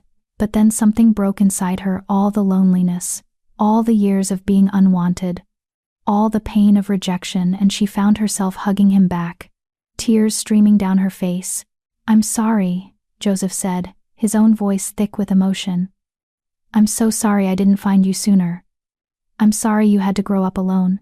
I'm sorry for everything you've endured." "It's not your fault," Joyce managed to say. "You didn't even know I existed." Joseph pulled back, his hands on Joyce's shoulders, studying her face with an intensity that was almost overwhelming. "Tell me everything. I want to know about your mother, about your life, about the pack that failed to protect you. Leave nothing out." So Joyce told him. She told him about her mother's death, about her father's remarriage, about the years of cruelty and neglect. She told him about her wolf emerging late, about the mate bond with Ramon, about the rejection. With each revelation, Joseph's expression grew darker. When Joyce finished, silence hung heavy in the throne room. Every courtier stood frozen, barely breathing. "Ramon Petty," Joseph finally said, his voice soft but deadly. "The future Alpha who rejected my niece. Where is he now? Still in Crescent Falls, Your Majesty, Teodoro answered. Awaiting your judgment on the rejection. Joseph's smile was cold. Then let's bring him here. Along with Alpha Archie Raymond, and anyone else who witnessed the rejection. It's time for a trial. He turned back to Joyce, his expression softening. You've suffered enough, child. No more. From this moment forward you are under my protection, and anyone who has hurt you will answer to me. Joyce felt something warm bloom in her chest, something she'd almost forgotten. Safety. For the first time in 12 years, she felt truly safe. Thank you, Uncle, she whispered. Joseph smiled, genuine joy lighting his face. Uncle. I like the sound of that. He raised his voice to address the court. Let it be known throughout all the territories Princess Joyce Riley has returned to the royal court. She is my heir, my family, and under my absolute protection. Anyone who shows her disrespect, shows disrespect to the crown itself. The courtiers immediately dropped into bows and curtsies, murmuring, Your Highness and pledges of loyalty. Joyce stood beside her uncle, the Alpha King, and felt the weight of her new reality settle over her like a mantle. Her old life was over. Her new life was just beginning, and Ramon Petty was about to discover just how badly he'd miscalculated. Chapter 7. Judgment before the King. The summons arrived in Crescent Falls 3 days after Joyce's departure. Ramon was in his room when Carter brought him the sealed letter bearing the royal crest. It's here, Carter said, his face pale. The Alpha King is calling you to court. Ramon's hands shook as he broke the seal and read the formal script.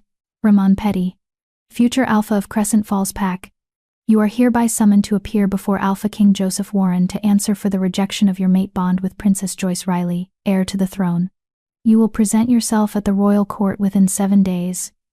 Failure to comply will result in immediate forfeiture of your title and exile from all Pack territories. 7 days, Ramon whispered. His entire world had collapsed in the span of a week. The rejection that was supposed to free him from an unsuitable mate had instead revealed that mate to be royalty, and not just any royalty, but the Alpha King's heir. Maybe it won't be so bad, Carter offered weakly. Maybe the king will understand that you didn't know. He won't care that I didn't know.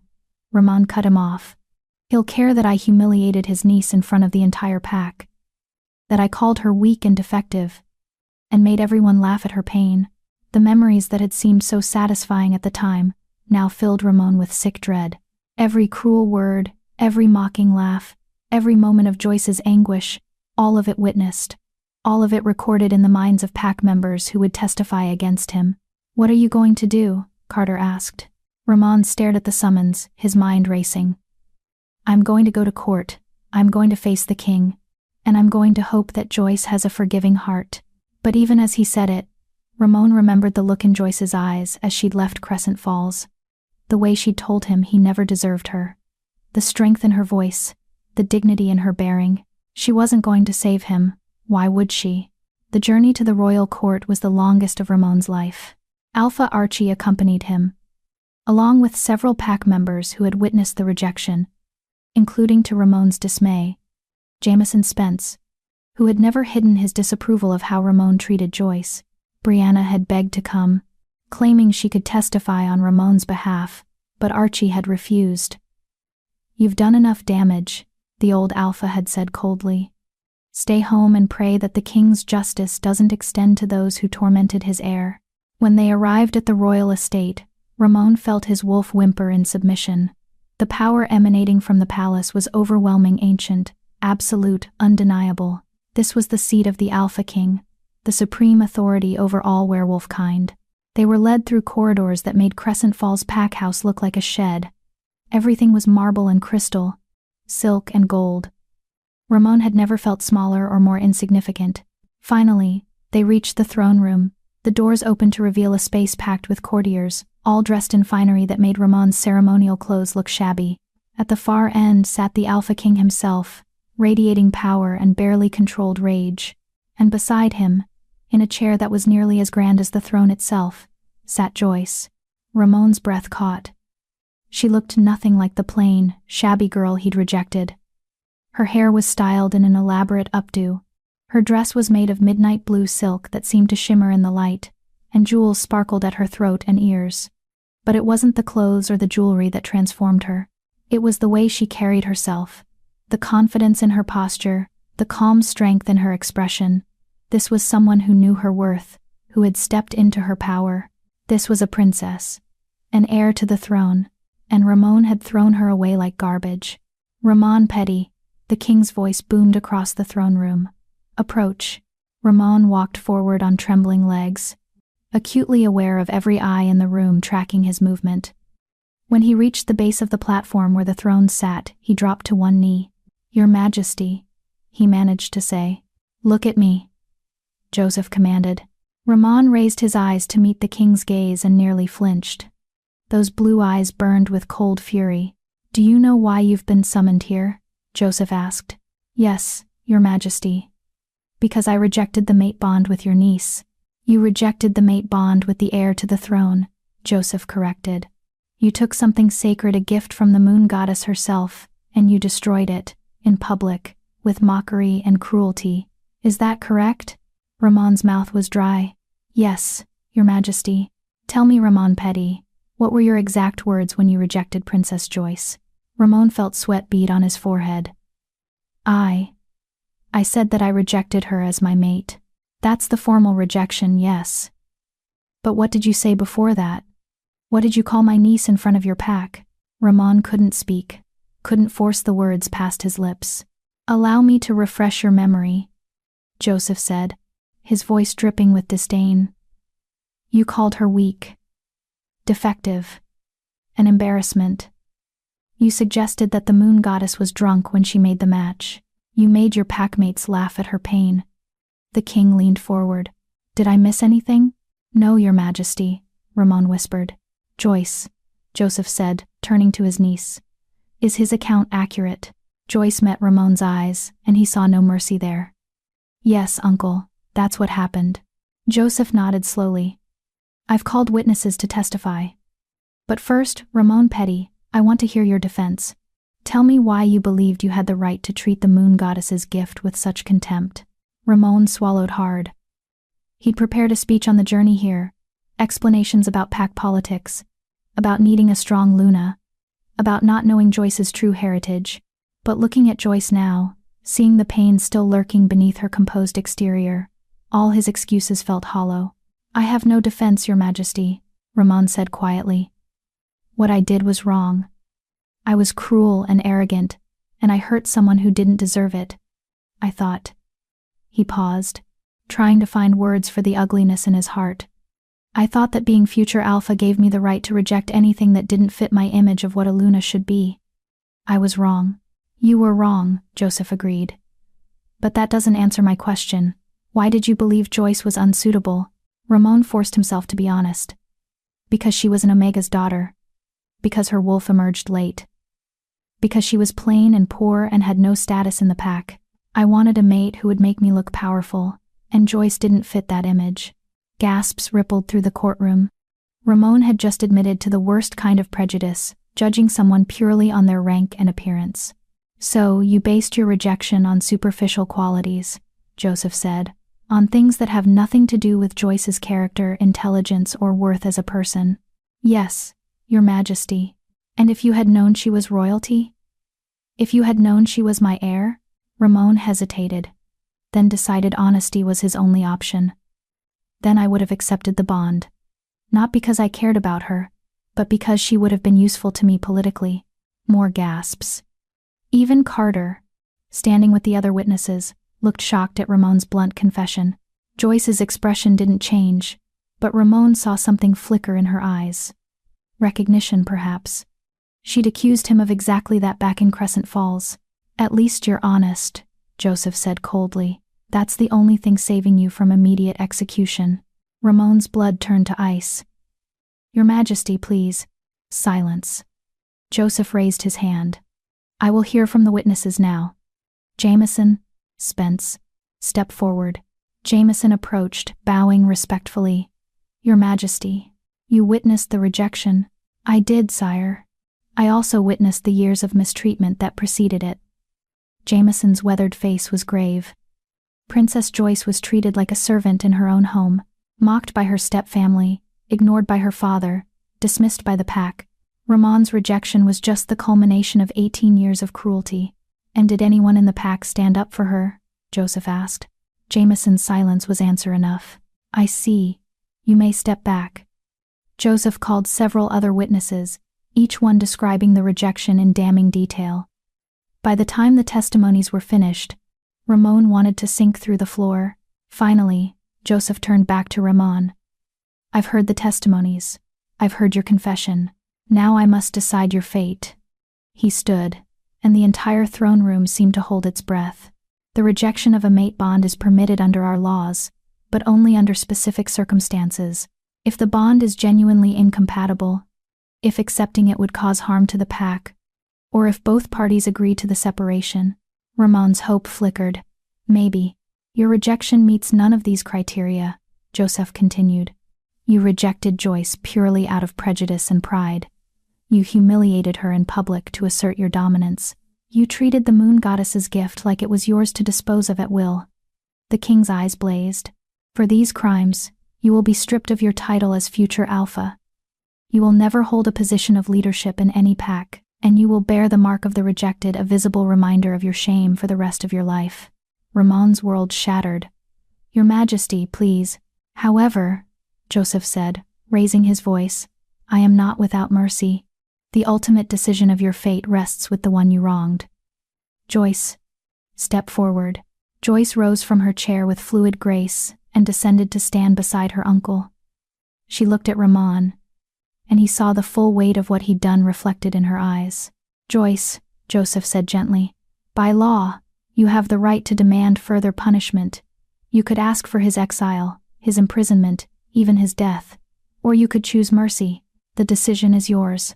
The throne room fell silent. Ramon realized he was holding his breath. His entire future balanced on the words of the girl he'd thrown away. Joyce studied him for a long moment. Ramon Petty hurt me deeply. His rejection nearly destroyed me, but... She paused. But I've learned something in the past week.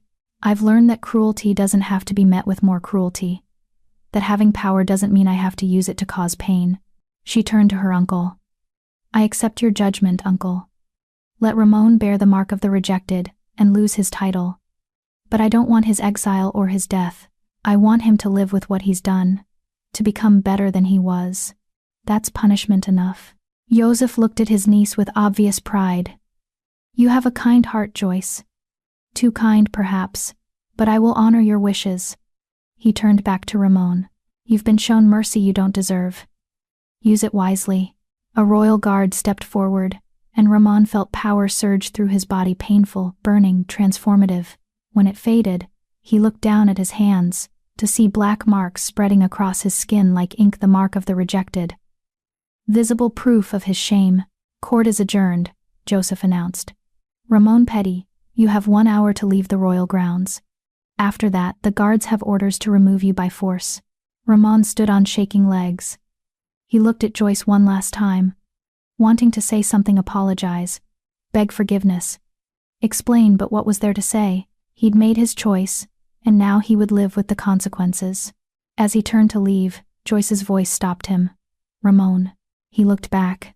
I hope you find happiness someday, Joyce said quietly.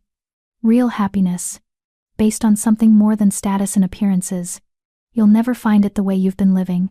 The kindness in her words hurt more than any punishment could have. Ramon walked out of the throne room, his future in ashes, bearing marks that would never fade. Chapter 8. The Prophecy. After Ramon's departure, the throne room slowly emptied. Courtiers whispered among themselves, no doubt spreading gossip about the trial that would echo through every pack territory within days. Joyce stood beside her uncle, feeling drained but strangely at peace with her decision. You were merciful, Joseph said once they were alone except for a few trusted advisors. More merciful than I would have been. He was already destroyed, Joyce replied. Taking his life wouldn't have changed what he did to me, and it wouldn't have made me feel better. Joseph studied her thoughtfully. Your mother would be proud of you. She always believed that true strength lay in choosing compassion over vengeance. He gestured to the chairs on the platform. Sit with me, Joyce. We need to talk about your future. Joyce settled into the ornate chair, still not quite comfortable with the luxury surrounding her. My future? You're my heir, Joseph said simply. Which means you'll eventually inherit the throne and all the responsibilities that come with it. But before that can happen, you need training. Education. You need to learn how to navigate court politics, how to lead, how to make the kinds of decisions that affect thousands of lives. The weight of it pressed down on Joyce's shoulders. I don't know if I'm ready for that. No one is ever truly ready, Joseph said with a slight smile. But you have something many leaders lack. You've suffered. You understand what it means to be powerless, to be dismissed and overlooked. That perspective is invaluable. Before Joyce could respond, Teodoro entered the throne room, his expression grave. Your Majesty, Lady Jerry is requesting an audience. She says it's urgent. Joseph sighed. Very well. Send her in. Jerry swept into the room moments later, her elegant features set in disapproval. Your Majesty, we need to discuss the situation with Princess Joyce. What situation? Joseph's tone held a warning. The court is in an uproar, Jerry said bluntly. Half the nobles are scandalized that you've named an untrained, uneducated girl from a backwater pack as your heir. The other half are already scheming about how to use her for their own political gain. Joyce felt her stomach twist, but Joseph merely looked annoyed. The court will adjust. Joyce is my blood and she is my choice. With all due respect, Your Majesty, blood isn't everything. Jerry's eyes flicked to Joyce. She has no understanding of court protocol, no knowledge of our laws and customs, no training in leadership or diplomacy. She's a liability. Then we'll train her, Joseph said firmly. It takes years to prepare someone for the throne, Jerry countered. And even then, there's no guarantee she'll be suitable. Perhaps it would be better to name a more experienced successor, someone already versed in court politics. Joyce understood what Jerry was really saying, someone like Jerry herself, perhaps, or one of her political allies. This wasn't about Joyce's readiness. It was about power and who would control it. I wasn't asking for your opinion on my choice of heir, Joseph said coldly. I was informing you of my decision.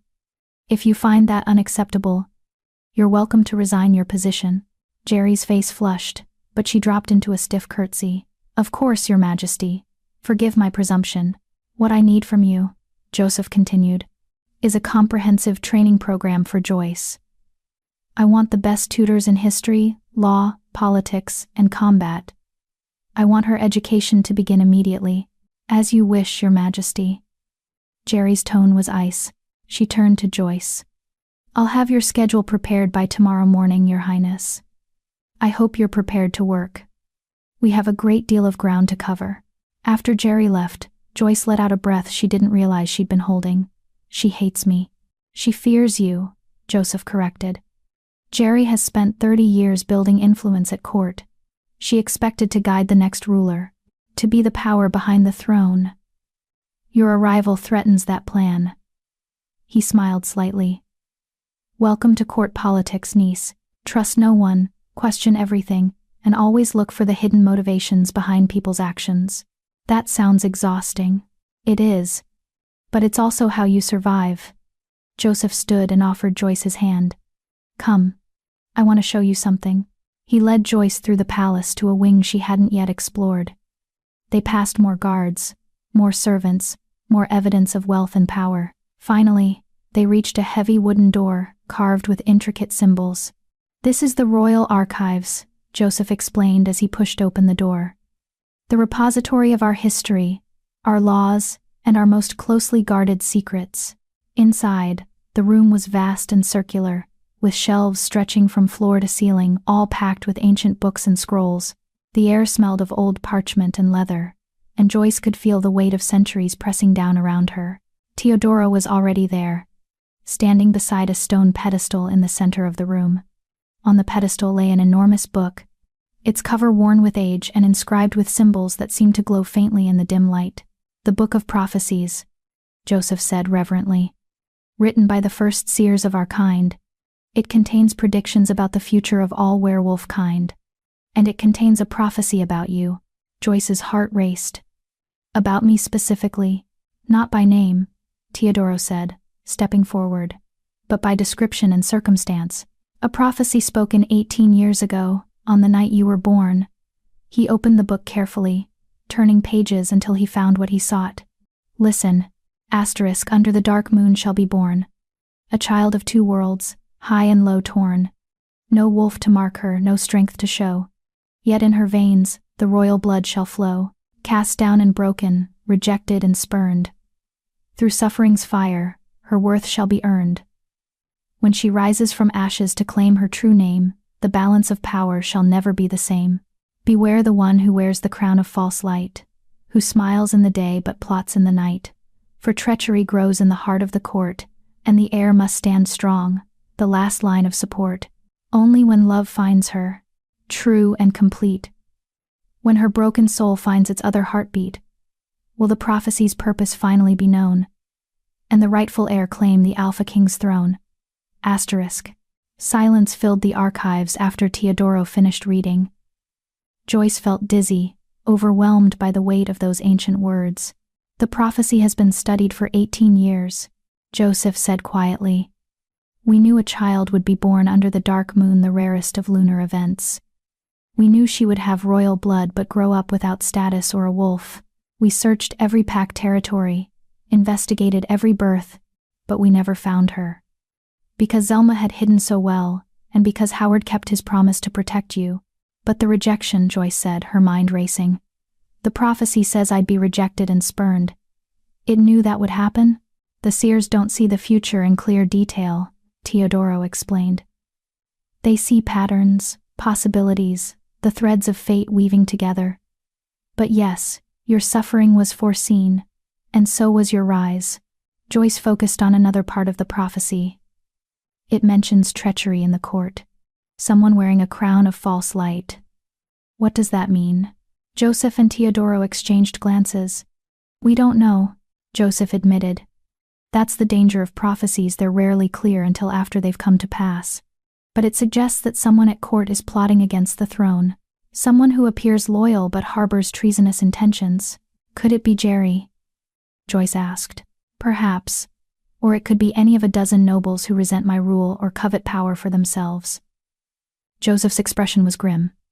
That's why your training is so important, Joyce. You need to learn to navigate these dangers, to identify threats before they strike. Joyce looked back at the prophecy, her eyes catching on the final stanza, only when love finds her, true and complete. Does that mean another mate bond? Possibly, Teodoro said gently. The moon goddess sometimes grants second chances to those who've been wronged. But mate bonds can't be forced or predicted. If you're meant to find love again, it will happen in its own time. The idea of opening her heart to another mate, of risking that kind of pain again, made Joyce's chest tighten. I'm not sure I want another mate. The first one nearly destroyed me. Then don't think about it now, Joseph said kindly. Focus on your training, on learning to be the leader you're meant to become. Love can wait. As they left the archives, Joyce couldn't shake the words of the prophecy from her mind. Treachery in the court. A false crown. And somewhere, possibly, a true mate who could make her whole again. But first, she had to survive becoming a princess. The next morning, Joyce's education began in earnest. She was woken before dawn by Neva, who helped her dress in formal court attire. A structured dress that was both elegant and restrictive. You'll get used to it, Neva said cheerfully as Joyce tugged at the high collar. Eventually it becomes second nature. Joyce doubted that, but she followed Neva to a private study where 3 stern-looking individuals waited. Jerry stood among them, her expression as cold as ever. Your Highness, Jerry said with minimal courtesy. Allow me to introduce your tutors. Roger Castro will teach you history and law. Hilario Wells will handle political theory and court protocol. And Pierre Sawyer will train you in combat and self-defense. The 3 tutors bowed. Roger was elderly with kind eyes, Hilario was middle-aged and looked perpetually worried, and Pierre was younger with the build of a warrior and a scar running down his left cheek. We'll begin with history, Jerry announced. Your Highness needs to understand the foundations of our society before she can hope to lead it. The lessons were brutal. Roger spoke for hours about the origins of the werewolf packs, the establishment of the Alpha King's authority, the various wars and political upheavals that had shaped their world. Joyce's head spun with dates and names and treaties. Hilaria was even worse, drilling Joyce on court etiquette, how to greet nobles of different ranks, the proper forms of address, the subtle signals and body language that communicated status and intention. Every mistake was corrected with barely concealed impatience. By the time Pierre led Joyce to the training grounds for combat lessons, she was exhausted, but Pierre proved to be unexpectedly kind. "I know you're tired," he said as he showed her basic defensive stances. "But this is important. Being royal makes you a target. You need to know how to protect yourself." "I have guards," Joyce pointed out. "Guards can be bribed or killed. Your own strength is the only thing you can truly rely on." Pierre demonstrated a blocking technique. "Your wolf emerged late, which means she's still developing. We need to train both your human form and your wolf form until they work as one." The physical training was hard but satisfying. Unlike the endless lectures, this felt productive. Joyce could feel her muscles responding, her instincts sharpening. Over the following weeks, Joyce fell into a grueling routine. Lessons from dawn until late evening, with brief breaks for meals. She studied until her eyes burned and trained until her muscles screamed.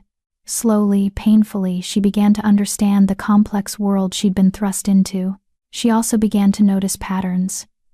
Certain nobles who smiled at her in public but whispered behind her back. Political factions forming around different issues, some wanting to strengthen the Alpha King's power, others seeking to limit it. And always, the sense that someone was watching her, evaluating her, waiting for her to fail. One evening, after a particularly difficult day, Joyce found herself in the palace gardens seeking solitude. The sun was setting, painting the sky in shades of gold and crimson. "Your Highness." Joyce turned to find Pierre approaching, no longer in training gear but dressed casually. "Pierre, is something wrong?" "No. He hesitated. "I wanted to apologize." "For what?" "For being part of this system that's grinding you down. I see how exhausted you are. How overwhelmed. Jerry is pushing you too hard, too fast." Joyce appreciated his concern, but she shook her head. "She's preparing me for what's coming. The prophecy said there's treachery in the court. I need to be ready, perhaps. But there's a difference between preparation and cruelty." Pierre moved to stand beside her, looking out over the gardens. "You remind me of someone I used to know. Someone who was thrown into a situation they weren't ready for and had to learn to swim or drown." "What happened to them?" "They drowned," Pierre said quietly. "But you won't. You're stronger than you know, Joyce." The use of her name, rather than her title, felt intimate. Joyce glanced at Pierre, and noticed for the first time how handsome he was. Strong features, intelligent eyes, a gentleness that contrasted with his warrior's build. Then her wolf stirred, and Joyce felt something. Not the overwhelming pull of a mate bond, but a warmth, an interest, a possibility. She pushed the feeling away. She wasn't ready for this. Might never be ready. "Thank you, Pierre," she said quietly, "for the kindness. It means more than you know." He smiled and bowed slightly. "Anytime, Your Highness. Anytime at all." As he walked away, Joyce wrapped her arms around herself and looked up at the rising moon. Somewhere out there, Ramon bore the marks of his rejection, living with his shame. And somewhere in this palace, an enemy plotted against the throne. But tonight, for just a moment, Joyce allowed herself to simply breathe, to exist in this strange new life, without the weight of destiny pressing down on her shoulders. Tomorrow, the lessons would continue. Tomorrow, she would keep learning, keep growing, keep becoming the leader the prophecy said she was meant to be. But tonight, she was just Joyce. And that was enough. Chapter 9. Betrayal in the Shadows. 3 months passed in a blur of lessons, training, and political maneuvering. Joyce grew stronger, sharper, more confident in her role as heir to the throne. Her wolf, once weak and uncertain, now moved with fluid power. Her mind, once filled with self-doubt, now analyzed court politics with growing acumen. But the prophecy's warning about treachery haunted her. It was Teodoro who first noticed the pattern. "Your Highness," he said one morning, appearing at her study with urgency written across his ancient features.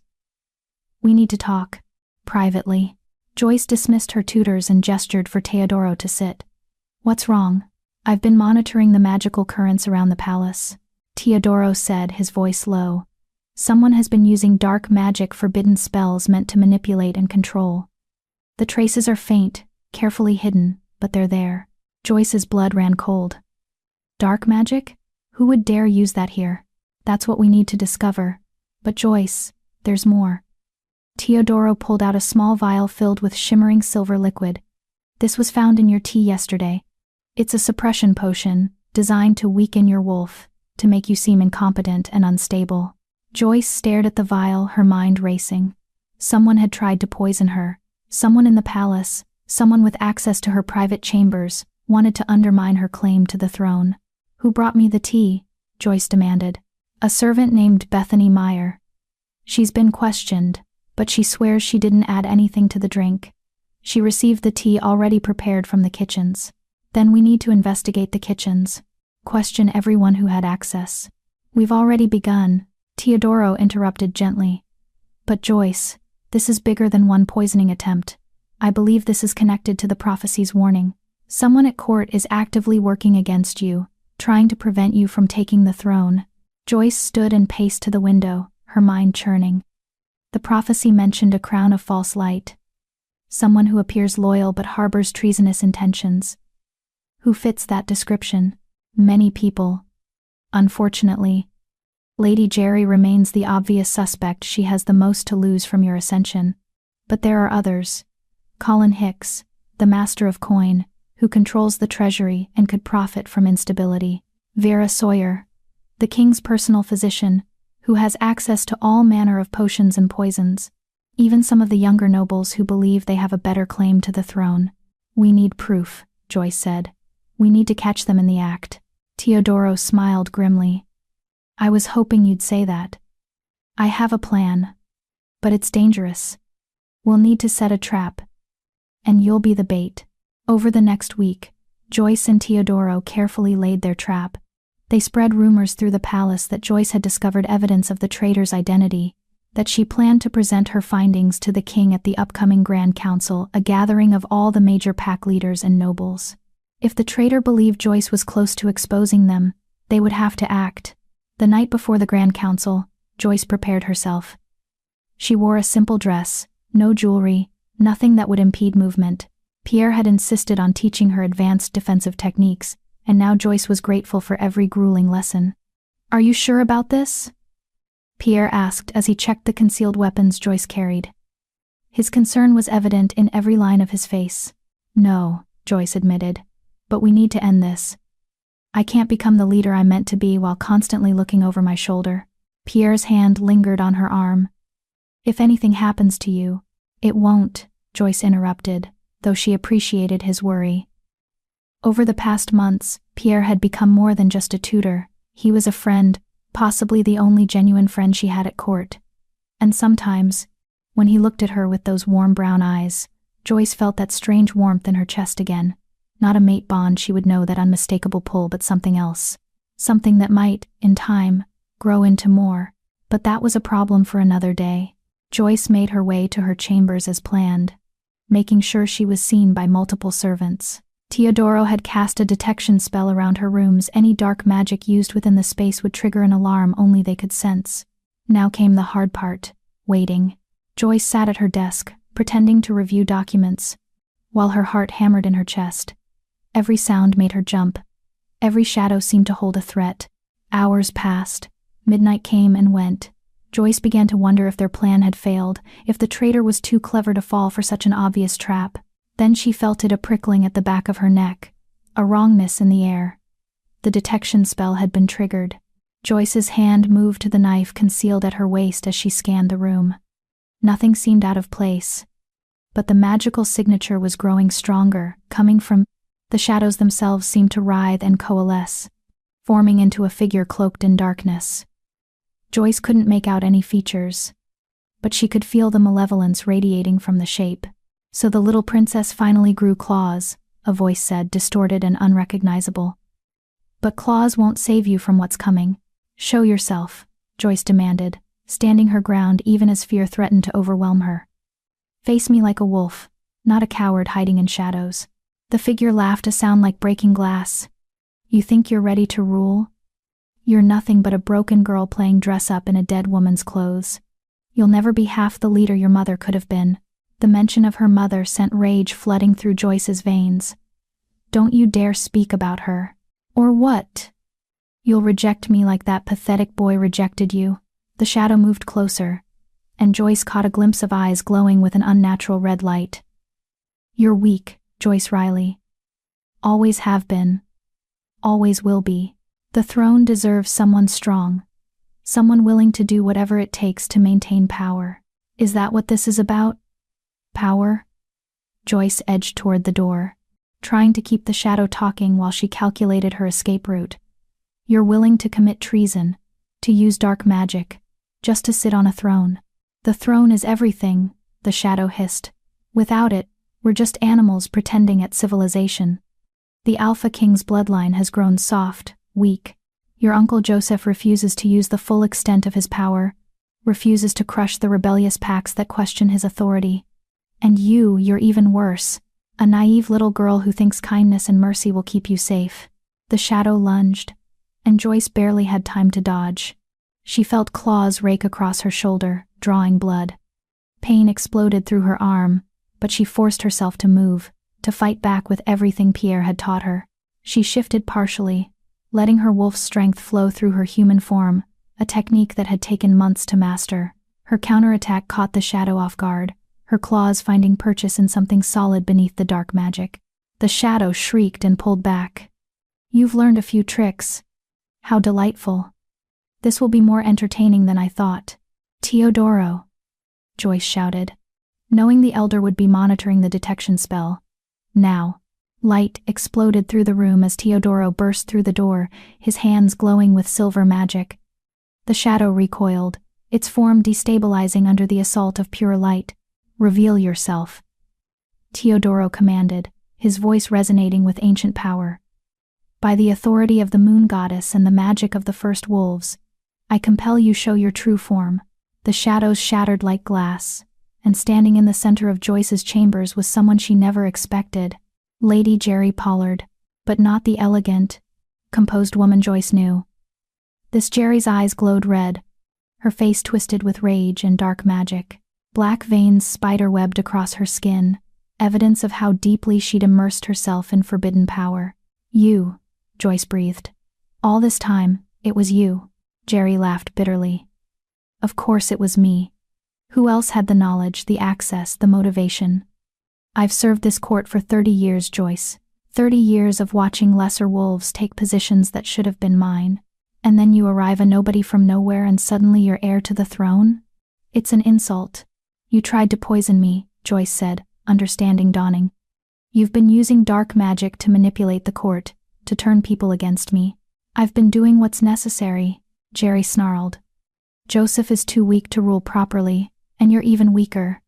The werewolf nation needs a strong leader, someone willing to make the hard choices. Someone like me. Teodoro stepped forward, his magic still crackling around his hands. Jerry, what you've done is treason. The penalty is death. Then you'll have to kill me, Jerry said, and her form began to shift. But this wasn't a normal wolf transformation. Dark magic warped her body, making her larger, more monstrous. Fur sprouted in patches, claws extended to unnatural lengths, and her eyes burned with that terrible red light. She'd become an abomination, a creature twisted by dark magic into something that was neither human nor wolf. Run, Joyce, Teodoro commanded, throwing up a barrier of light between them and the monster Jerry had become. Get the king, I'll hold her off. But Joyce didn't run. She'd spent her entire life running from danger, hiding from conflict, making herself small and invisible to survive. Not anymore. No, Joyce said, her voice steady despite her fear. I'm the heir. This is my fight. She shifted fully into her wolf form, a transformation that now came as naturally as breathing. Her wolf was silver white, larger than she'd expected, with eyes that gleamed gold in the magical light. The monstrous Jerry roared and lunged, but Joyce was ready. She met the attack head-on, using every technique Pierre had drilled into her. The fight was brutal, desperate. Jerry's dark magic made her strong, but it also made her unstable, unpredictable.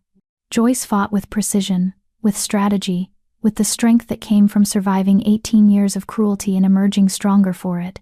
When Jerry's claws raked across Joyce's side, Joyce didn't falter. When dark magic tried to seep into her mind, whispering doubts and fears, Joyce pushed it back with the certainty of who she was and what she'd overcome. And when the opening came when Jerry overextended in her rage, Joyce struck true. Her jaws closed around Jerry's throat, and she held on even as the dark magic tried to burn her. Teodoro's light surged forward, purifying the corruption, forcing the darkness out.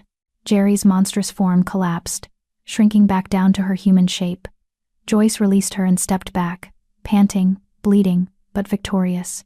Jerry lay on the floor, the red glow fading from her eyes, the black veins receding. She looked up at Joyce with something like respect. "You're stronger than I thought," she whispered. Maybe you do deserve the throne." Then her eyes closed, and she went still. Teodoro checked her pulse and shook his head. The dark magic consumed her from the inside. "She's gone." Joyce shifted back to human form, suddenly aware of her injuries. Blood dripped from the claw marks on her shoulder and side, and exhaustion threatened to overwhelm her. The door burst open, and Joseph rushed in with a contingent of guards. "Joyce, are you?" He saw the blood, saw Jerry's body, and his face went pale. "What happened?" "The traitor from the prophecy," Joyce said, swaying slightly. "It was Jerry. She was using dark magic, trying to kill me, trying to take the throne." Joseph caught Joyce as her legs gave out. "Someone get the physician, now." As consciousness began to fade, Joyce heard Pierre's voice, frantic and worried.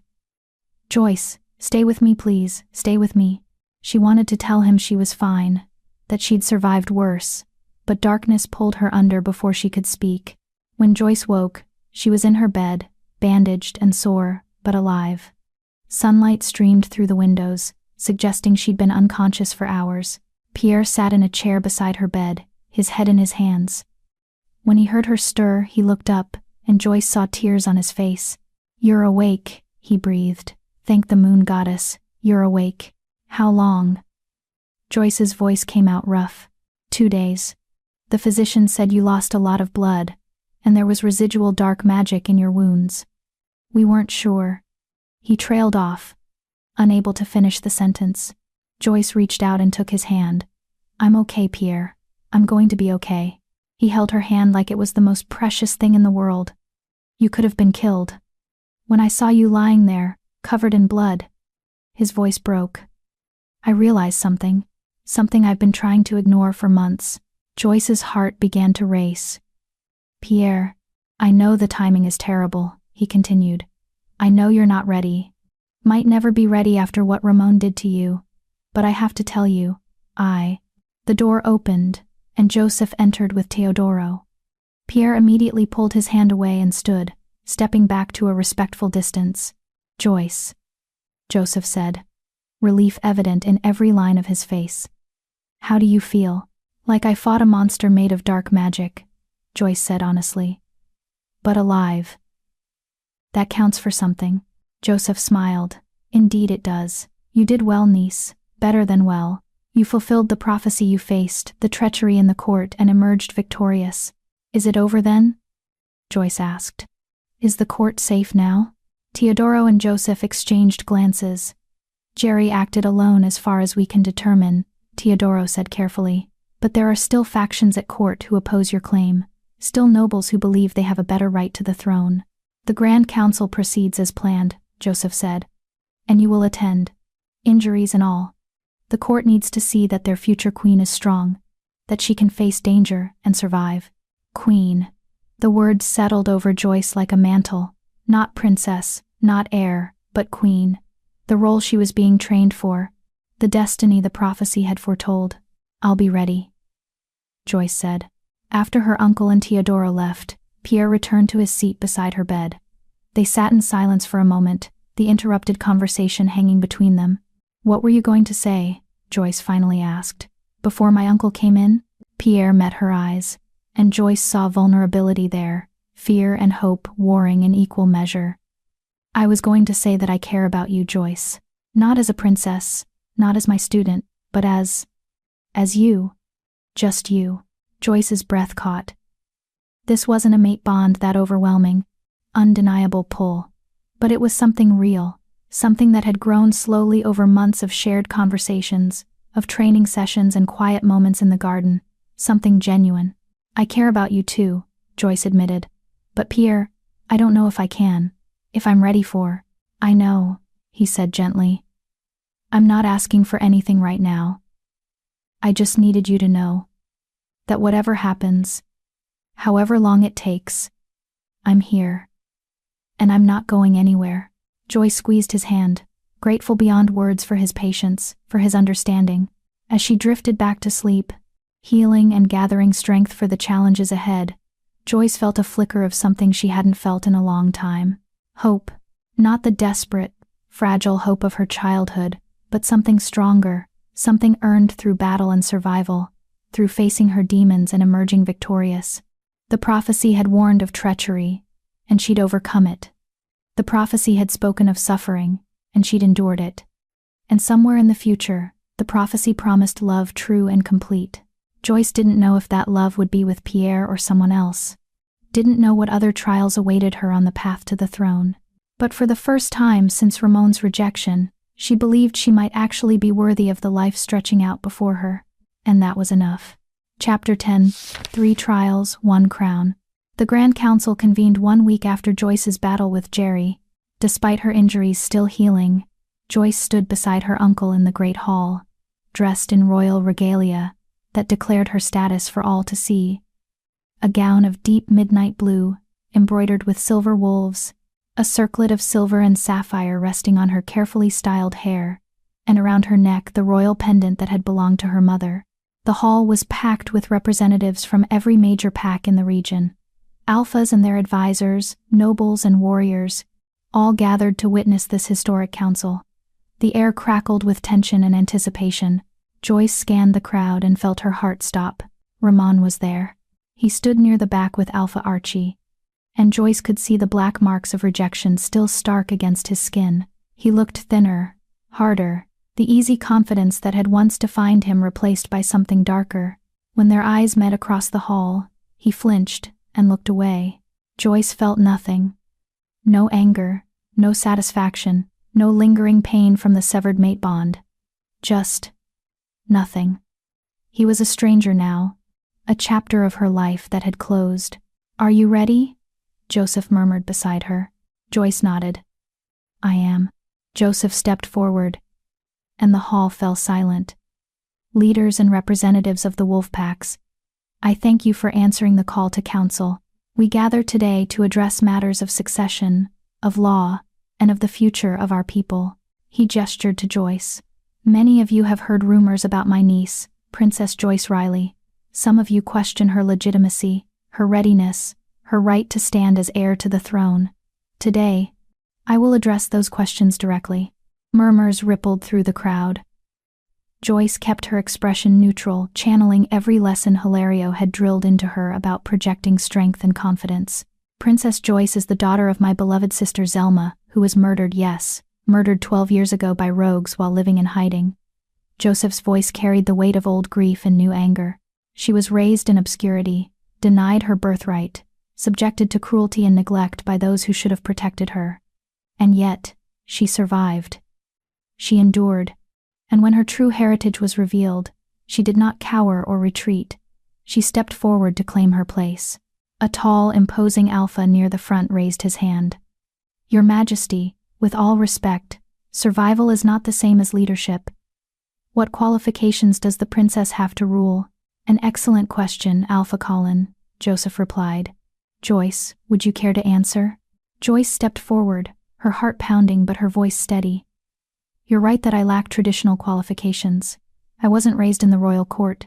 I didn't receive years of political training from birth.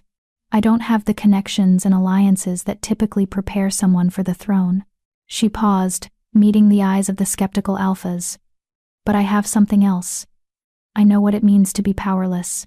I understand what it feels like to be dismissed, overlooked, and crushed by a system that values status over character. And because I know these things, I will fight to change them. Pretty words, another alpha called out, a woman with cold eyes and a harsh voice, But words don't prove capability. What have you actually accomplished? I exposed and defeated a traitor at the heart of the royal court, Joyce said firmly. Lady Jerry Pollard, the chief advisor, had been using dark magic to undermine the throne. She attempted to poison me, to use forbidden spells to manipulate court politics. I discovered her treachery, confronted her, and when she attacked me in her corrupted form, I fought and won. Shocked whispers filled the hall. Not everyone had heard the full story of Jerry's betrayal. The prophecy spoke of treachery. Teodoro's voice rang out as he stepped forward. It warned that someone wearing a crown of false light would threaten the throne. Princess Joyce fulfilled that prophecy. She faced the darkness and emerged victorious. Prophecies. Alpha Colon snorted. Convenient tools for justifying predetermined decisions. I could just as easily claim a prophecy supports my own claim to greater power. Then let me ask you something, Alpha Colon, Joyce said, her voice sharp. When was the last time you fought for the wolves in your pack who have no voice? When did you last consider the needs of your omegas, your outcasts? The ones born without the advantages of rank and status. Colin's face flushed. That's not the hierarchy exists for a reason. The hierarchy exists to maintain order, Joyce interrupted. But when order becomes oppression, when tradition becomes cruelty, then it's time for change. And that's what I offer, not a complete upheaval of our society, but a willingness to question whether we're serving all our people or just the powerful few. The hall erupted in arguments. Some alphas nodded in agreement, while others shouted objections. Joseph let the chaos continue for a moment, before raising his hand for silence. I understand your concerns, he said. Which is why I'm not asking you to accept Joyce as heir on faith alone. I'm giving her a chance to prove herself. Joyce looked at her uncle in surprise. This wasn't part of the plan they'd discussed. 3 trials, Joseph announced. Ancient tests that have been used throughout our history to determine the worthiness of potential leaders. Princess Joyce will face these trials in front of witnesses from every pack. If she succeeds, her claim to the throne will be unquestionable. If she fails, he paused. Then I will name a different successor. Joyce's heart raced. Her uncle was gambling everything on her ability to pass these trials, but looking at his face, she saw confidence there. He believed in her. I accept, Joyce said clearly. Whatever the trials are, I'll face them. A wolf stepped forward from the crowd, an elderly female with silver fur and eyes that held ancient wisdom. I am Mary Ellen Wise, keeper of the old ways. If the princess truly accepts the trials, then let them begin. The first trial tests wisdom and judgment. Servants brought forward a large wooden box and set it before Joyce. Mary Ellen opened it to reveal 3 smaller boxes, each intricately carved with different symbols. Before you are 3 choices, Mary Ellen said. 1 box contains a crown, the symbol of power and authority. 1 contains a sword, the symbol of strength and protection. And 1 contains a single seed, the symbol of growth and potential. You may choose only one. Your choice will reveal what kind of leader you would become. Joyce studied the boxes carefully. This was a test with no right answer. Or rather, the right answer depended on what kind of leader the council wanted. The crown represented traditional authority. The sword suggested military strength. The seed implied patience and long-term thinking. But Joyce didn't choose based on what she thought they wanted. She chose based on who she was. I choose the seed, Joyce said, reaching for the 3rd box. Gasps echoed through the hall. Several alphas shook their heads in disappointment. Why the seed? Mary Ellen asked. Because a crown can be stolen and a sword can break, Joyce explained. But a seed, properly nurtured, grows into something that sustains generations. True leadership isn't about hoarding power or displaying strength. It's about planting the seeds of change and growth, even if you never see the full harvest yourself. Mary Ellen's weathered face broke into a smile. Well answered, Princess. You've passed the first trial. The second trial was announced by Pierre, who stepped forward in his official capacity as Master of Combat. Joyce's heart clenched, seeing the formal distance he maintained, the careful neutrality of his expression. The second trial tests strength and courage, Pierre said. Princess Joyce will face 3 opponents in combat, not to the death, but to submission or surrender. She may fight in human or wolf form, and may choose her opponents from among those gathered here. Joyce felt her wolf stir with anticipation. "I choose my opponents," she said. "First, Alpha Colin, who questioned my qualifications. Second, Carter Bernard from Crescent Falls, who stood beside Ramon during my rejection. And third," she paused, her eyes finding Ramon in the crowd, "Ramon Petty, who rejected me as his mate." The hall exploded in shocked murmurs. Joseph looked startled, but didn't intervene. Ramon's face went white. "You can't be serious." "I'm completely serious," Joyce said coldly. "You wanted a strong mate, Ramon. Let's see if I'm strong enough now." The fights were held in the palace courtyard, with the entire council as witnesses. Alpha Colin went first, a massive wolf in his prime, but Joyce had trained for months with Pierre, and her wolf, once weak and uncertain, now moved with deadly grace.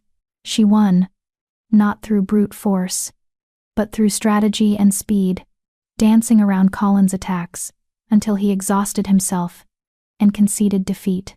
Carter was next, and the fight was harder. He was younger, faster, and fought with the desperation of someone who knew his own status depended on this moment. But Joyce remembered every humiliation, every laugh, every moment of cruelty, and she channeled that pain into power. When Carter finally submitted, his throat under her jaws, Joyce tasted victory. Then came Ramon. They faced each other in the center of the courtyard, former mates, their bonds severed but the history between them still raw. Ramon's wolf was larger than Joyce's, his markings still visible even in wolf form. "I don't want to hurt you," Ramon said through the mind link that all wolves shared. "Then you've already lost," Joyce replied. The fight was brutal. Ramon held back at first, reluctant to fully engage, and that hesitation cost him. Joyce attacked with everything she had, all her rage, all her pain, all the suffering he'd caused her channeled into precise, devastating strikes. Ramon fought back, finally showing the strength that had made him future alpha.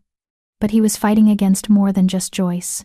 He was fighting against his own guilt, his own regret, his own knowledge that he'd thrown away something precious.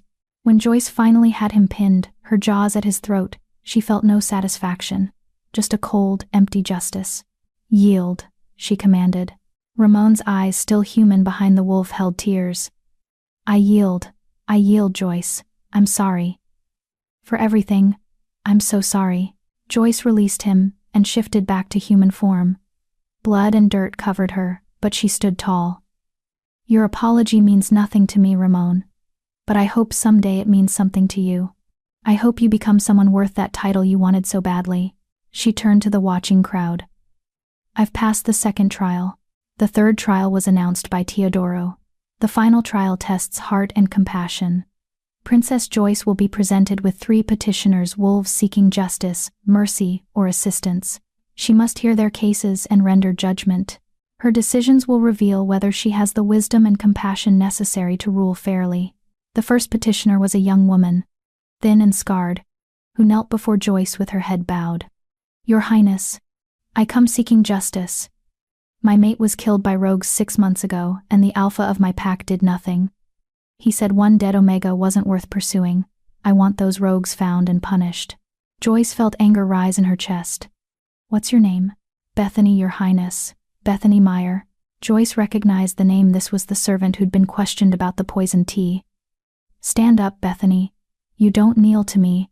Bethany rose hesitantly, and Joyce addressed the council. "This is exactly the kind of injustice I spoke of earlier. A life is a life, regardless of rank. Which pack are you from, Bethany?" "Moonstone Pack, Your Highness." "Alpha Harrison is. He doesn't care much for Omegas." Joyce turned to the crowd, finding the alpha in question a heavy-set wolf with cruel eyes. "Alpha Harrison, is this true? Did you refuse to pursue justice for a murdered pack member?" Harrison stood reluctantly. "The girl's mate was just an Omega. We have limited resources." "You have resources enough for a comfortable life, I see," Joyce cut him off. "Here's my judgment. You will personally lead a hunting party to track down the rogues responsible. You will bring them to justice. And you will compensate Bethany for her loss enough to support her for a year while she grieves and rebuilds her life. If you refuse, your pack's alliance with the crown is severed." Harrison's face turned purple with rage, but he bowed stiffly. "As you command, Your Highness." The second petitioner was an elderly wolf who could barely walk. "Your Highness, I seek mercy. My son committed a crime. He stole food from the pack stores to feed his starving children. The punishment is exile, but he's all I have. I'm asking you to reduce his sentence." Joyce considered carefully. "What crime exactly did he commit?" "He took 3 chickens and a sack of grain, Your Highness, during the winter shortage." "And why were his children starving?" The old wolf hesitated. "He lost his position as a hunter after an injury. Without work, we had no income." Joyce felt her chest tighten with familiar pain. She'd been hungry too. Many times. Because Howard's Omega wages couldn't feed a family of 4. "Here's my judgment," Joyce said. "Your son's sentence is reduced to community service. He'll work in the pack stores he stole from, earning his keep honestly. And I want a review of the support systems in his pack. Why was a wolf with children allowed to go hungry in the first place? Pack is supposed to take care of pack." The old wolf wept with gratitude and relief. The third petitioner made Joyce's breath catch. It was Howard, her father, kneeling before her with tears streaming down his weathered face. "Joyce," he said, his voice breaking, "I'm not here seeking justice or mercy. I'm here seeking forgiveness. I failed you as a father. I let my fear override my love. And I stood by while you suffered. I don't expect you to forgive me. I needed you to know that I'm sorry, that I'll spend the rest of my life regretting every moment I didn't protect you." The hall was silent. Everyone waited for Joyce's response. Joyce looked at her father, the man who had once called her Moonbeam, who had loved her mother, who had broken his promises and his daughter's heart in the name of keeping her safe. "Stand up, father," Joyce said quietly.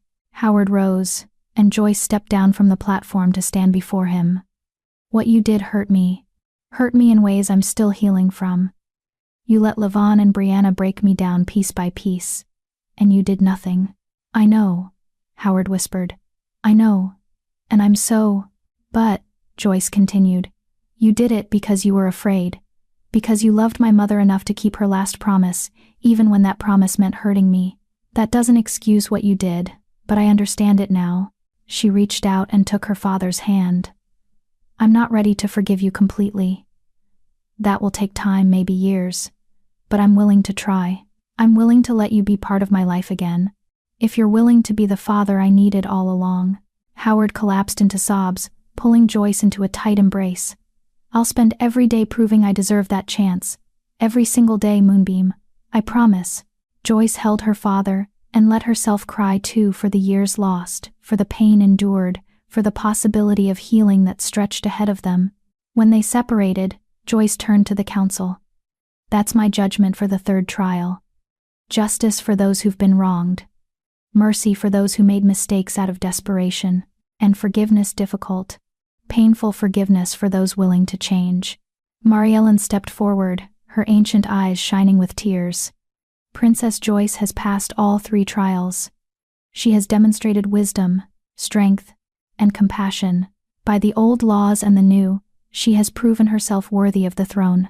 The council erupted, some in cheers, others in reluctant acceptance. But even the skeptics couldn't deny what they'd witnessed. Joseph stepped beside Joyce and raised his hand for silence. "Then, let it be known throughout all territories, Princess Joyce Riley is confirmed as heir to the Alpha King's throne. When my time comes to step down, she will rule in my place. Any who challenge her claim challenge the crown itself." Joyce felt the weight of those words settle over her, not crushing, but grounding. This was her destiny, her purpose. Everything she'd survived, everything she'd endured, had led to this moment. As the council dissolved into celebration, Pierre approached. "You were magnificent," he said quietly. "Every trial, every judgment magnificent. I couldn't have done it without you," Joyce replied honestly. "Without your training, your support, your friendship." Pierre smiled, but there was sadness in his eyes. "Joyce, about what I said in your chambers, don't," Joyce interrupted gently. "Don't take it back. Don't apologize for telling me the truth." "I wasn't going to," Pierre said. "I was going to say that I understand if you can't feel the same way. You've been through so much, and you have so many responsibilities now. I don't expect—" Joyce reached out and took his hand, silencing him. "The prophecy said I would find love again, true and complete. I don't know if that's you, Pierre. I don't know if what I feel is love, or just deep friendship, or something in between. But I want to find out. If you're patient enough to let me figure it out at my own pace." Pierre's face broke into a brilliant smile. "I can be patient. I can be as patient as you need me to be." He lifted her hand to his lips and kissed it gently. And Joyce felt that warmth in her chest bloom into something stronger. Something with potential. Maybe not a mate bond, those were rare and couldn't be forced. But something real nonetheless. Something that could, with time and trust and healing, grow into love. That evening, Joyce stood on the balcony of her chambers, looking out over the palace grounds. So much had changed in 4 months. She'd gone from a broken girl in a shed to an heir confirmed by ancient trials. From worthless to invaluable. From rejected to chosen. "Proud of yourself?" Joseph's voice came from behind her. Joyce turned to find her uncle leaning against the doorframe, his expression warm. "A little," she admitted. "Mostly terrified of what comes next." "Good," Joseph said. "Leaders who aren't a little terrified usually make terrible decisions." He joined her at the railing. "Your mother would have been so proud of you today, Joyce. The way you handled each trial. Especially that third judgment, choosing forgiveness over vengeance. That was all Zelma. I wish I'd known her as an adult," Joyce said softly. "I wish I could ask her about the choices she made. Understand why she thought hiding was better than fighting." "She was protecting you the only way she knew how," Joseph replied. "Was it the right choice? Maybe not. But it came from love. Just like your father's silence came from love, however misguided." They stood in comfortable silence for a moment. Then Joseph said, "You know, the prophecy's not quite complete yet." Joyce looked at him questioningly. "The final lines," Joseph reminded her. "Only when love finds her, true and complete, will the prophecy's purpose finally be known. You've faced the treachery, proven your worth, but the prophecy suggests there's one more piece missing." "Pierre," Joyce said. "Maybe. Or maybe someone else you haven't met yet. The moon goddess works in mysterious ways." Joseph squeezed her shoulder. "But don't let the prophecy rush you. Take your time. Heal. Become the leader you're meant to be. Love will find you when you're ready for it." After Joseph left, Joyce remained on the balcony, watching the moon rise over the palace grounds. Somewhere in those gardens, Pierre was probably still celebrating with the other warriors. Somewhere in the territories, Ramon was learning to live with his choices. And somewhere in Crescent Falls, Brianna and Levon were probably plotting their next move, unable to accept that the girl they'd tormented had risen so far above them. But none of that mattered right now. Right now, Joyce was exactly where she was meant to be, standing in her mother's chambers, wearing her mother's pendant, carrying her mother's legacy forward into a new era. She'd been broken and rejected, dismissed and destroyed. But she'd survived. She'd risen. And now, she was going to change the world, one seed at a time. Dear viewers, as we reach the end of Joyce's journey from rejection to royalty, I want to ask you something. If you suddenly discovered you were destined for greatness, would you use that power to punish those who hurt you, or to become better than they ever were? Joyce chose mercy when she could have chosen vengeance. She chose growth when she could have chosen bitterness. Drop your thoughts in the comments below. I read every single one. And if this story moved you, touched you, or made you believe that broken things can become beautiful again, please hit that like button. It helps more than you know. Until next time, remember, your worth was never determined by those who failed to see it.